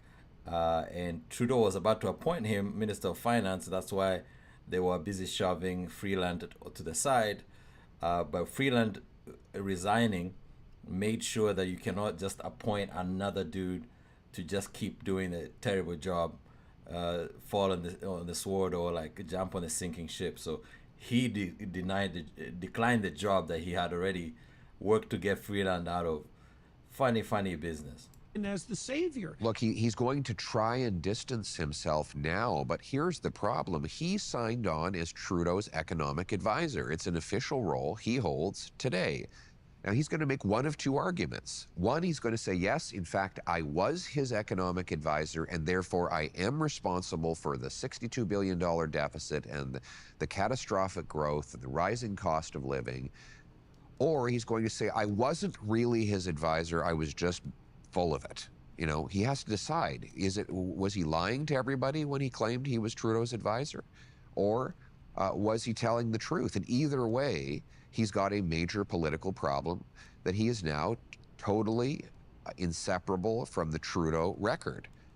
He supports the carbon tax. He supports the attack on our energy sector. He told me in a parliamentary committee that he opposed Canadian pipelines, even though his company has invested in pipelines in the Middle East and in Brazil.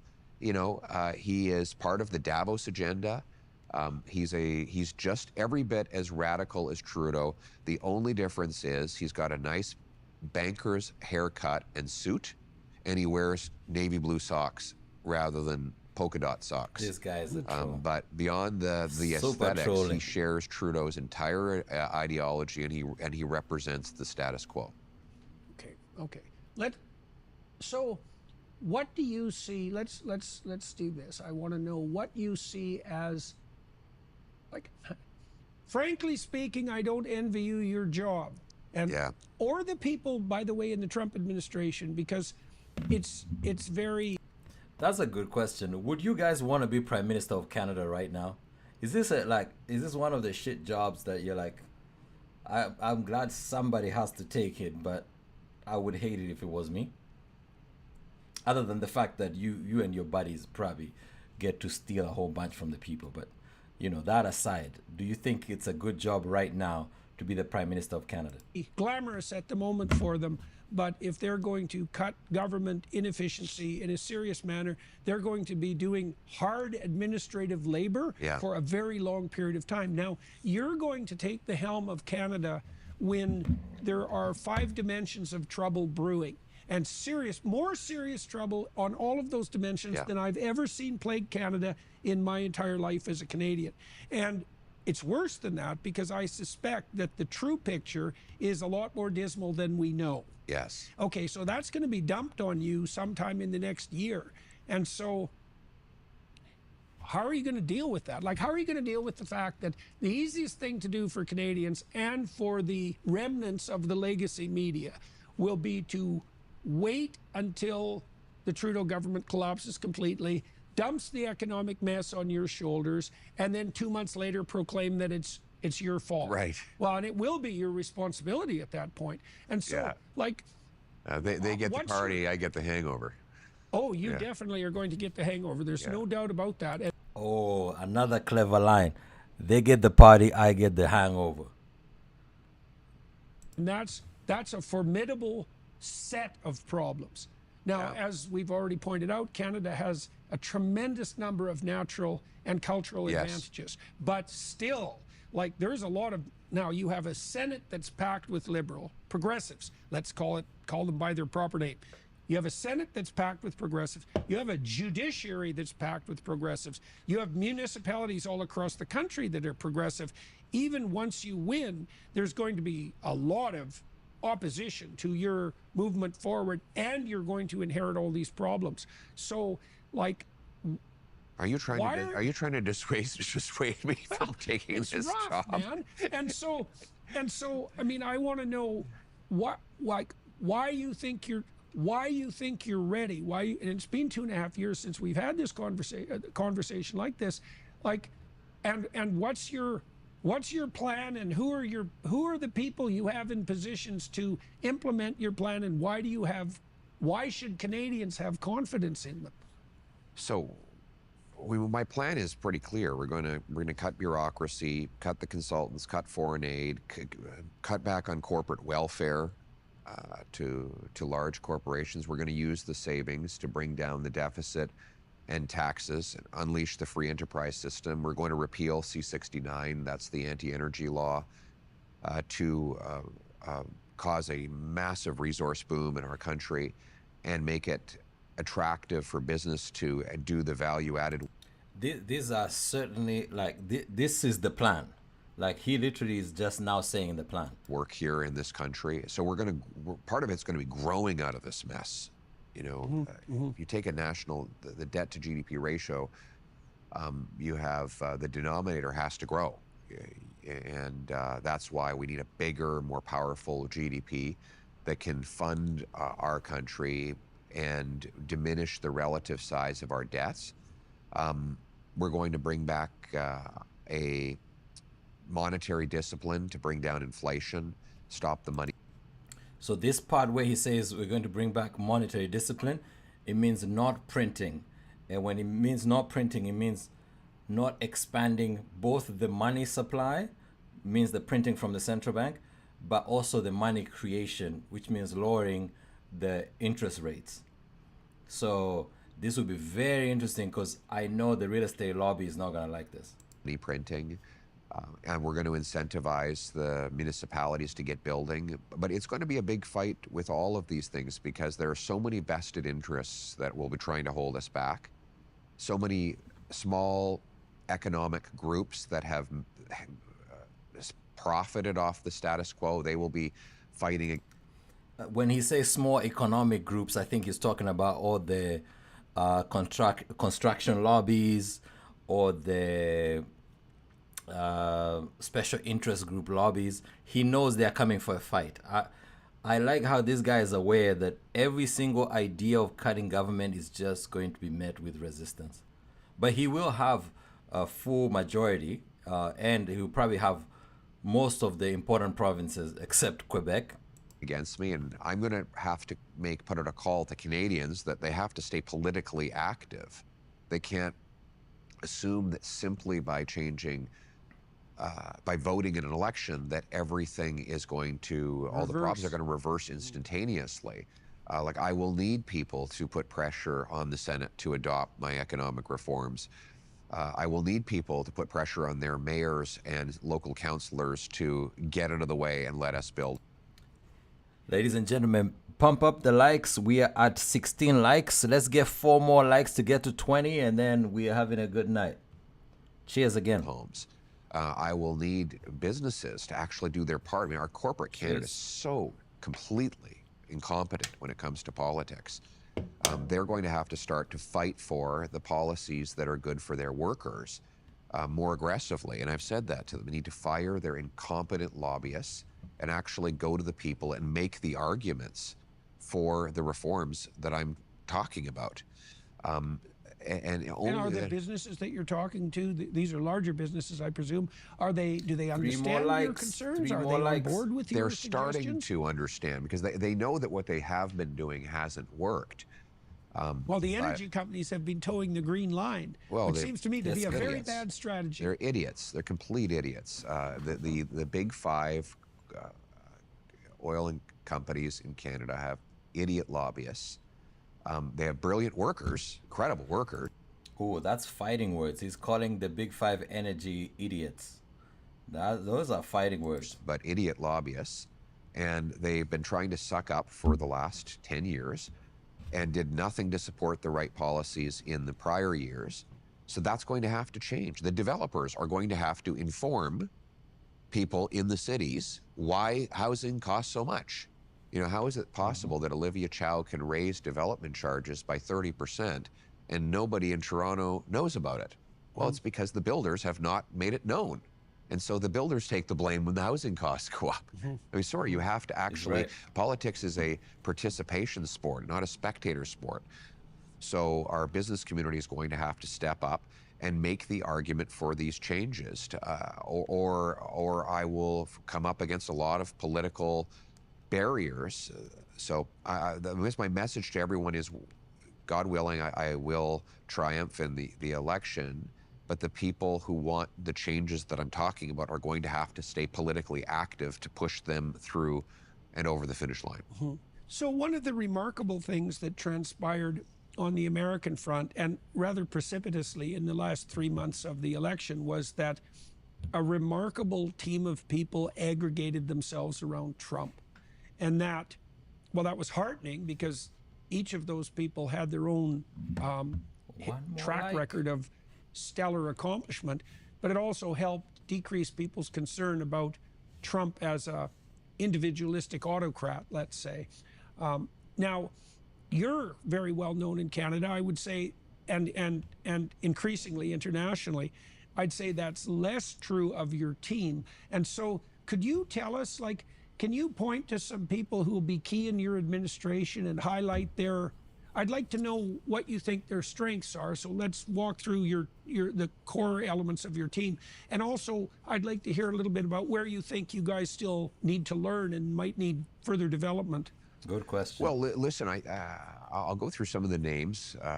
For example, we've got Andrew Scheer, who was the party leader a few years ago, but he actually did a good job as party leader and learned a lot in that process. He was the Speaker of the House, and that's important in a House leader. He knows the rules of the game, because a lot of the stuff that gets done or doesn't get done is the result of procedural maneuvers. So you need someone who understands procedure, and he understands it better than anyone. That's why I think our House strategy has been so successful. One of my former leadership rivals, Dr. Leslie Lewis, is our shadow minister of infrastructure, and she's doing a great job in talking about how we can rebuild the infrastructure of the country. I think we've got newcomers like Jamil Javani, who was recently elected in an overwhelming mandate in Durham, and Melissa Lanceman, our deputy leader, extremely well liked in Toronto, very well known across the country. She's been a terrific communicator. Not a typical politician outfit. So these are very good looks people, super and we're of Gen course Z about recruiting a it, don't you whole guys think? army Let of me hear in the candidates chat. who What are do you not think yet of like his elected in our disposition? non-held ridings that will help me not just win the election, but govern if, God willing, we do. Who do you have on the energy side, federally? Well, we're kind of lucky in that respect that we have a huge Western caucus, right? We dominate in Alberta and Saskatchewan. So, there's very few MPs in our Prairie caucus that don't understand energy, because they all grew up with it, as you recall from your time as an Albertan. And they know what to do. And I've also planned to I've talked to Daniel Smith, and I said, look, and Scott Moe, who's the Premier of Saskatchewan, I said, look, you guys need to be ready for it. When I win, we need your help to reform the approval laws so that we can get some resource projects going, like, immediately. I won't speak for her, but Premier Smith from Alberta, who's a fantastic leader, has said she's happy to help. And she knows the energy sector inside out and backwards. And I'm talking to, for example, Greg Rickford from Northern Ontario. He's the guy who's been championing the Ring of Fire, which is there's the massive collection of minerals in Northern Ontario that we've been talking about mining for the last 15 years and hasn't been able to get approved. He's the one who's got the plan to approve that. So I've been talking with him a lot. You'll see more names come forward as we get closer to the election. Okay. So your fundamental plan is to eliminate obstacles, let's say bureaucratic obstacles, procedure obstacles, and to facilitate growth out of Canada's current malaise. Yes. And you see that a lot of what you've talked about today is on the resource front. And you have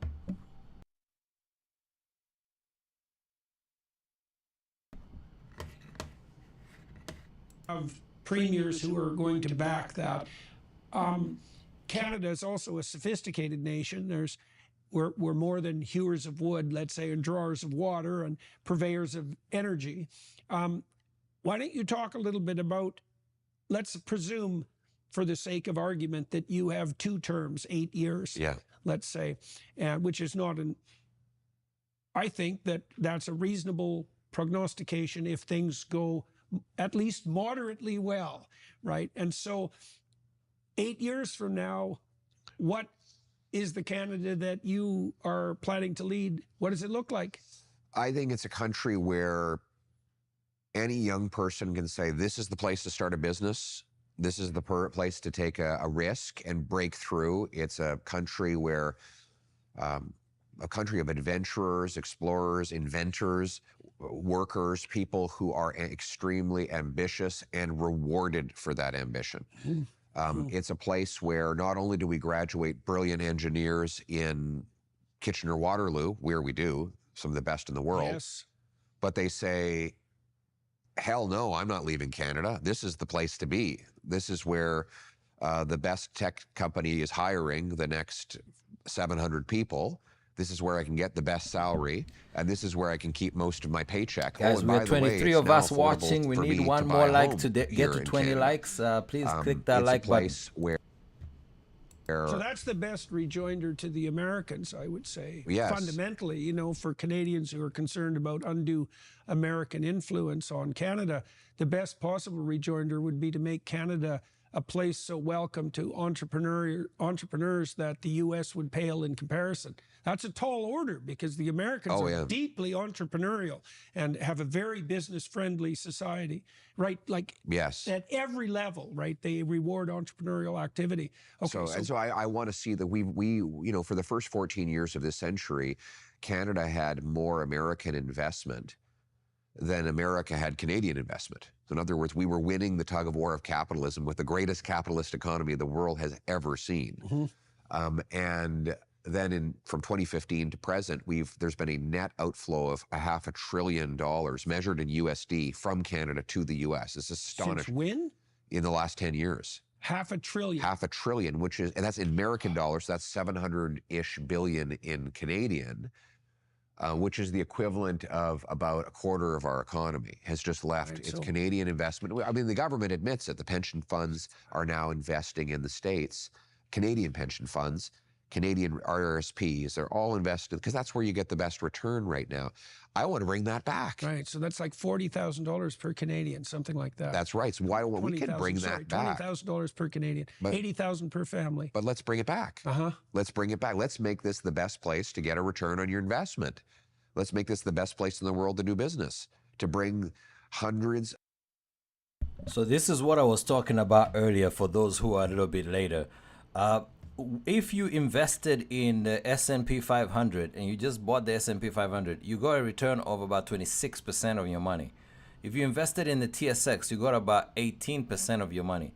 But because the TSX is going to be in Canadian dollars, you also lost 8% to the American dollar, which means if you invested in the S&P 500, it's about 35%, which means you have to think about even your emergency savings.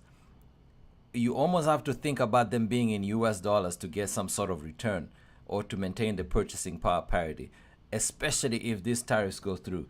So I'm glad they actually got to touch on this because this was one of the more technical details when we talk about financial wellness. Of billions of dollars of investment to dig mines, build pipelines, business centers, new tech companies, drill, high-tech enterprises that you not only invent here, but you actually keep here because it's not just a great place to lose money, but a great place to make money. That is the bright, optimistic future I see. I'm looking at models for this. You look at Ireland. Ireland, my grandfather came from Ireland, about half a century ago because Ireland was too poor. Well, now Ireland's per capita GDP is twice Canada's. They're now $100,000 per capita GDP. In Canada, it's $50,000. So what did the Irish do? They cut taxes. They shrunk government. Government is only 23% of the economy, 40% here. Right. And so they made it tech-friendly. Made it very tech-friendly. So like 70% of the American, 75% of the Irish economy, is free enterprise. And that's why they're just cooking with gas. Look at Singapore, Switzerland. There are countless, Israel after the 90s becoming a startup nation.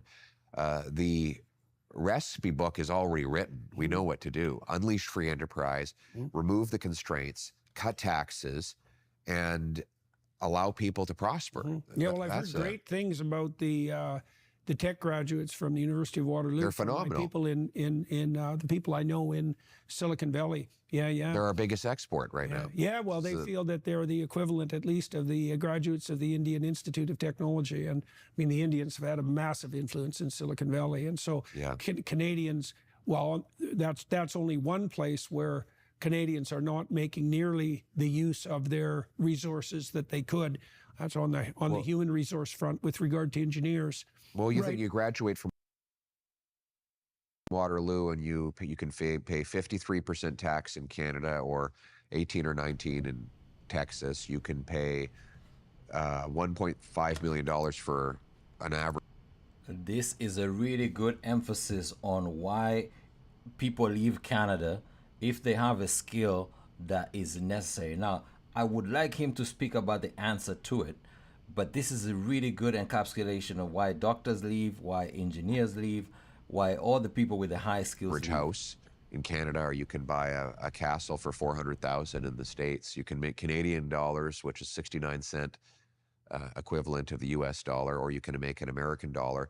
It's unfortunately, the pull is very hard, but why don't we get us pulling in the other direction? Why don't we make this the most attractive place for these brilliant minds to come out of these schools and build it here and keep it here? And I think we can do that. Okay, so what are you going to do when you take office? Like, what does that look like practically? So what could Canadians watch you do in the first months of your administration that would help reassure them that this is going to happen? This is real. Well, first of all, I'm going to axe the carbon tax.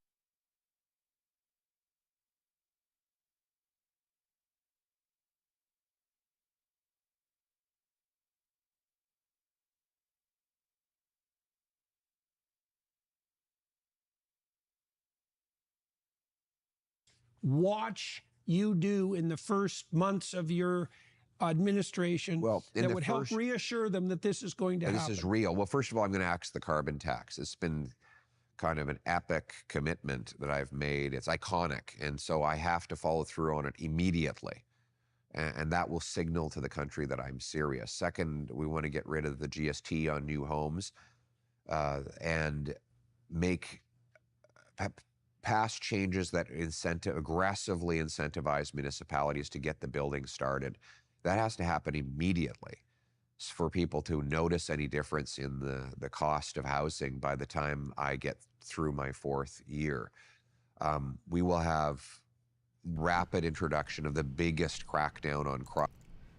Oh, thank you so much, Duncan, for reminding me I was on mute. I apologize. I was saying we have one more like and 10 more minutes of this. So hit that like, whoever wants to be a hero, and let's listen to this man for 10 more minutes, and then we'll have like 5 minutes to discuss before we can all go to bed.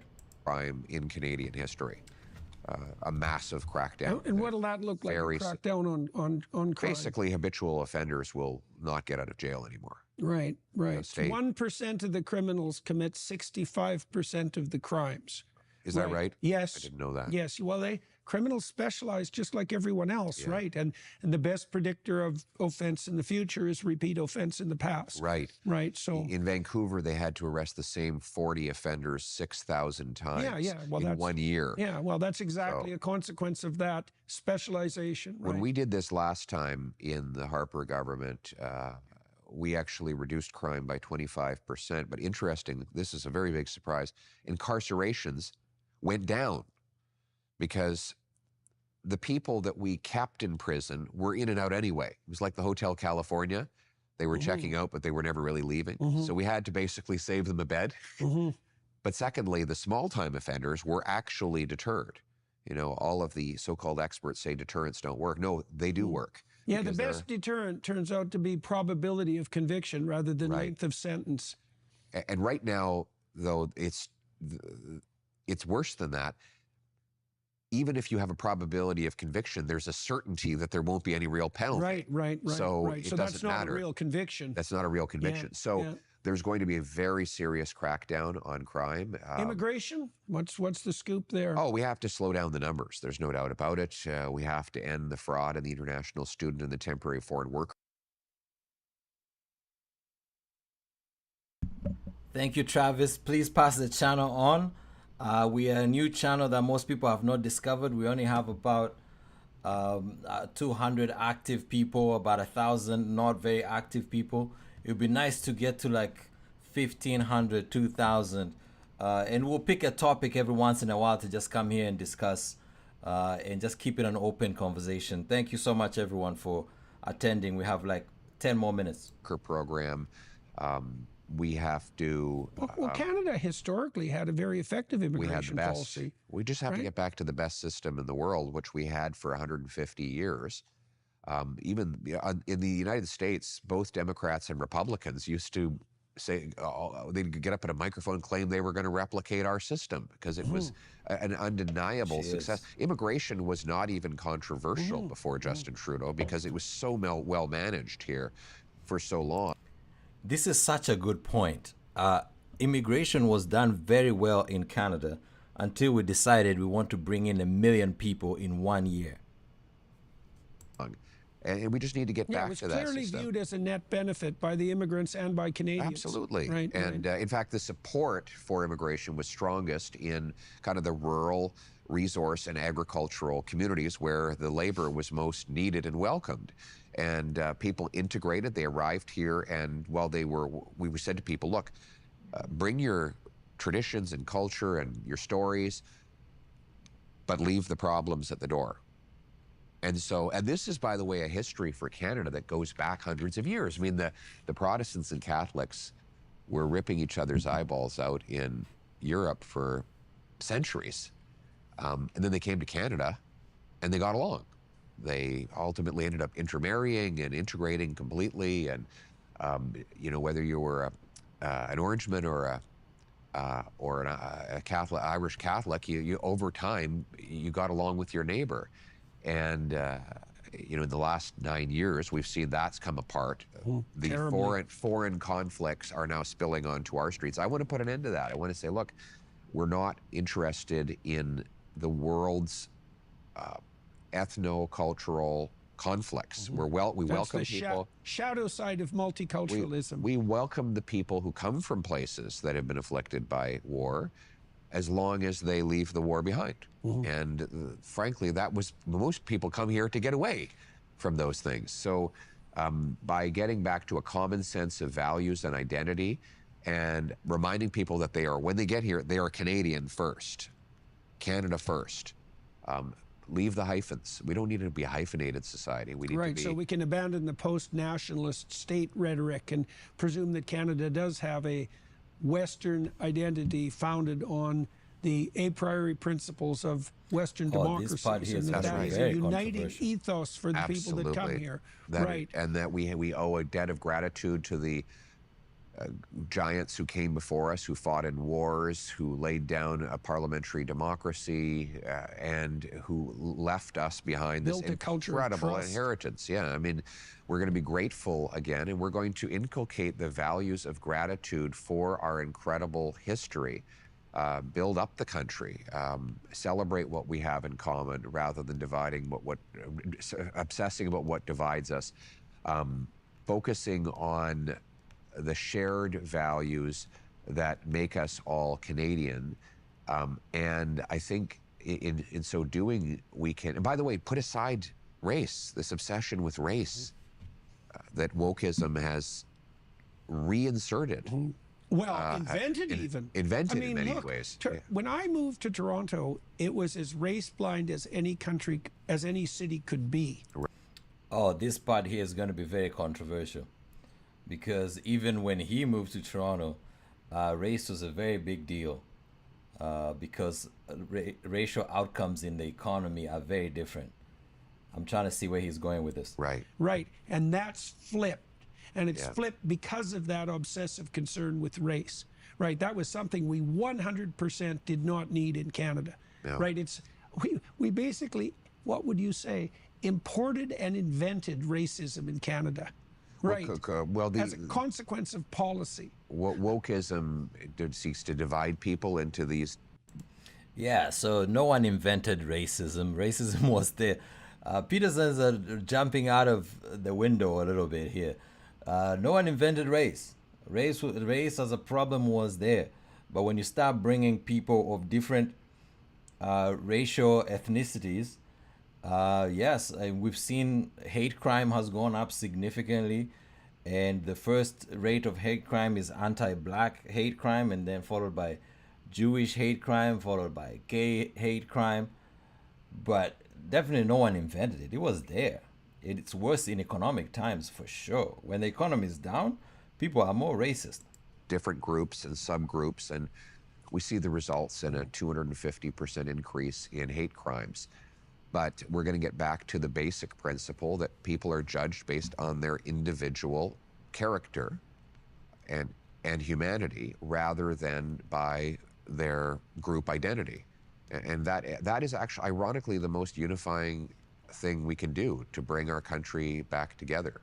And as Lincoln put it, to bind up the nation's wounds. All right, so we started the conversation with a description of the manner in which the intergenerational compact that makes up the nation had started to become violated or frayed, right? You said that young people in particular, you talked about middle-aged people and business people as well, but you said young people felt that even if they did act responsibly, and even if they did undertake the adventure of their life, the entrepreneurial adventure of their life, that the probability that they would be successful, even in the centrist middle-class manner that Canadians had become accustomed to, that had become an unlikely outcome. And so your vision, it sounds to me, is to, at minimum, restore that social contract so that young people who are interested in adopting responsibility and taking some risk can be assured that that will meet with success. And you think that you have the team that's in place that can make that possible. Yeah. So what have you, let's close with this. How are you a different person than you were 2.5 years ago? I mean, I would say I'm tougher. Interesting question. what does that mean, tougher? Well, it's like you watch a boxing match and you see these guys get hit again and again and again. You say, how is it that you can take a punch? The average person takes a punch like that on the street, they'd collapse. Well, once you've taken a punch, you know how to take a punch. And when you run for leader of the oldest and biggest political party in the country, and you're trying to guys, I think we're going to the soft questions. Vested interests. We're going to the soft questions, so they're kind of wrapping up. Just get in the chat, type what you found interesting, the part that you found that you will take with you. And thank you so much for coming and rocking with the chat. I really, truly appreciate it. Great participation, especially Travis, Duncan, Dragonfly, a few other people that I'm scrolling up to see. Tabi C, you know the vibes. Thank you so much. We'll be looking at these economic topics. It doesn't have to all be boring, so we'll look at economic topics every once in a while. Please subscribe so that you get the notification. I'll try to bring you different economic topics. The next one we'll do is a study on how Gen Z are managing money. That should be really interesting. So let's finish this one. Some super easy questions, 3 minutes, and then that's all she wrote. You're going to take a lot of punches, and I have, and I've withstood those punches, and as a result, I feel stronger now than I did when I started. Okay. I don't feel I have beaten down. I feel emboldened and strengthened from that running through that gauntlet. Right. So that hasn't demoralized you? Not at all, no. In fact, to the contrary, I feel more invigorated than ever before. Why? Because I think, because I have a mission. There, you know, I think was it Frankel that said, "He who has why can withstand any what?" Anyhow. Yeah.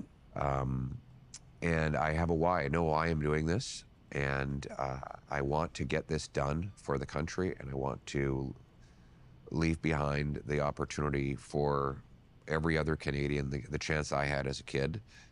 And I know it's personal for me. You know, I don't come from a privileged or wealthy background. I was adopted by school teachers, grew up in a normal suburban neighborhood. We didn't always have money. But I was able to get here. And my wife's the same story. You know, she came here with nothing, and she's had a great life. Her family's had a great life. I love that about this country. And the idea that I could restore that as my life's work for other people, to me, that is exhilarating.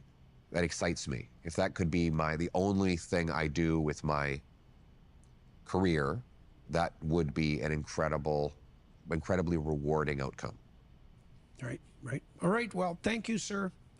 It's very good to talk to you. Hopefully it won't be 2.5 years before we speak again. No, we should do it more often. Yeah, well, it's a very good forum for apprising people of your plans and your progress.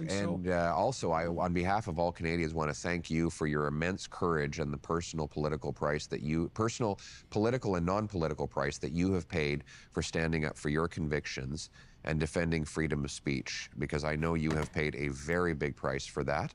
But you have never bent, you have never backed down, you've had a spine of steel, and there are countless other people who will have the freedom to express themselves because you paid the price for them. So thank you. Well, thank you, sir. It's been a privilege, far more than a price, definitely, and it continues to be that way. All right, so for everybody watching... Amazing, guys. We went through it. What a ride, and great information. I think... I'm optimistic about how this guy is going to do. The next will be JP and wife plus PP and wife. I'm not so sure about that, but we will see. I like these long form interviews where the interviewer can actually ask follow-up questions. And as with politicians, you hardly ever see this. So I would like more politicians to do this. And as we get into election season, we'll separate the BS from the real talk that these politicians give us. What I learned from him is there will be smaller government and more of a return to the federal government holding the provinces accountable for making things happen. A little bit more carrot and stick. I would have liked to hear a little bit more about the inflation fight, but he said he will not print money, which is a really big deal. This is going to upset all the real estate people, because if he's saying he's not going to print or make financing easier, this is going to be a challenge for people in the real estate markets to keep the bubble going. But he says he also wants to make a carrot and stick relationship with the municipalities to make sure that they're issuing permits to build houses, to build different multi-residential buildings. That could also increase supply. Oh, we got to 20. Amazing, Dragonfly. Thank you so much. Yes, we got to 20 likes. This is dope. This is absolutely dope. But I like the fact that he's starting knowing that he has a fight on his hands. There's one thing I did not like when he defended that some of the inflation is just money printing. Then we start blaming the monopolies at the grocery store. I think it's an end problem. The printing is a problem. And the grocery monopoly is also a problem. Same as the banking monopoly, same as the energy monopoly and the telco monopoly. They are all a problem. If we were to have real competition, we'll have cheaper prices, which is good for inflation, and we have more jobs, which is good for employment. Right now, employment is about 8%, so we still have work to do to get it to maybe 3, maybe 4, where people can stay in a job that they actually mildly enjoy as opposed to surviving. So thank you so much for rocking with the channel. Please share with your friends, subscribe, and check out some of my other content. This is my second time going live. This is exhilarating. So we'll find another topic. Election season's around the corner. I'm John Paul. You can call me JP. And yeah, please keep sharing. And if financial wellness is one of your plans in 2025, feel free to reach out to me and I will point you in the right direction. Until next time, friends, listening. Take care of yourself, and I will be back.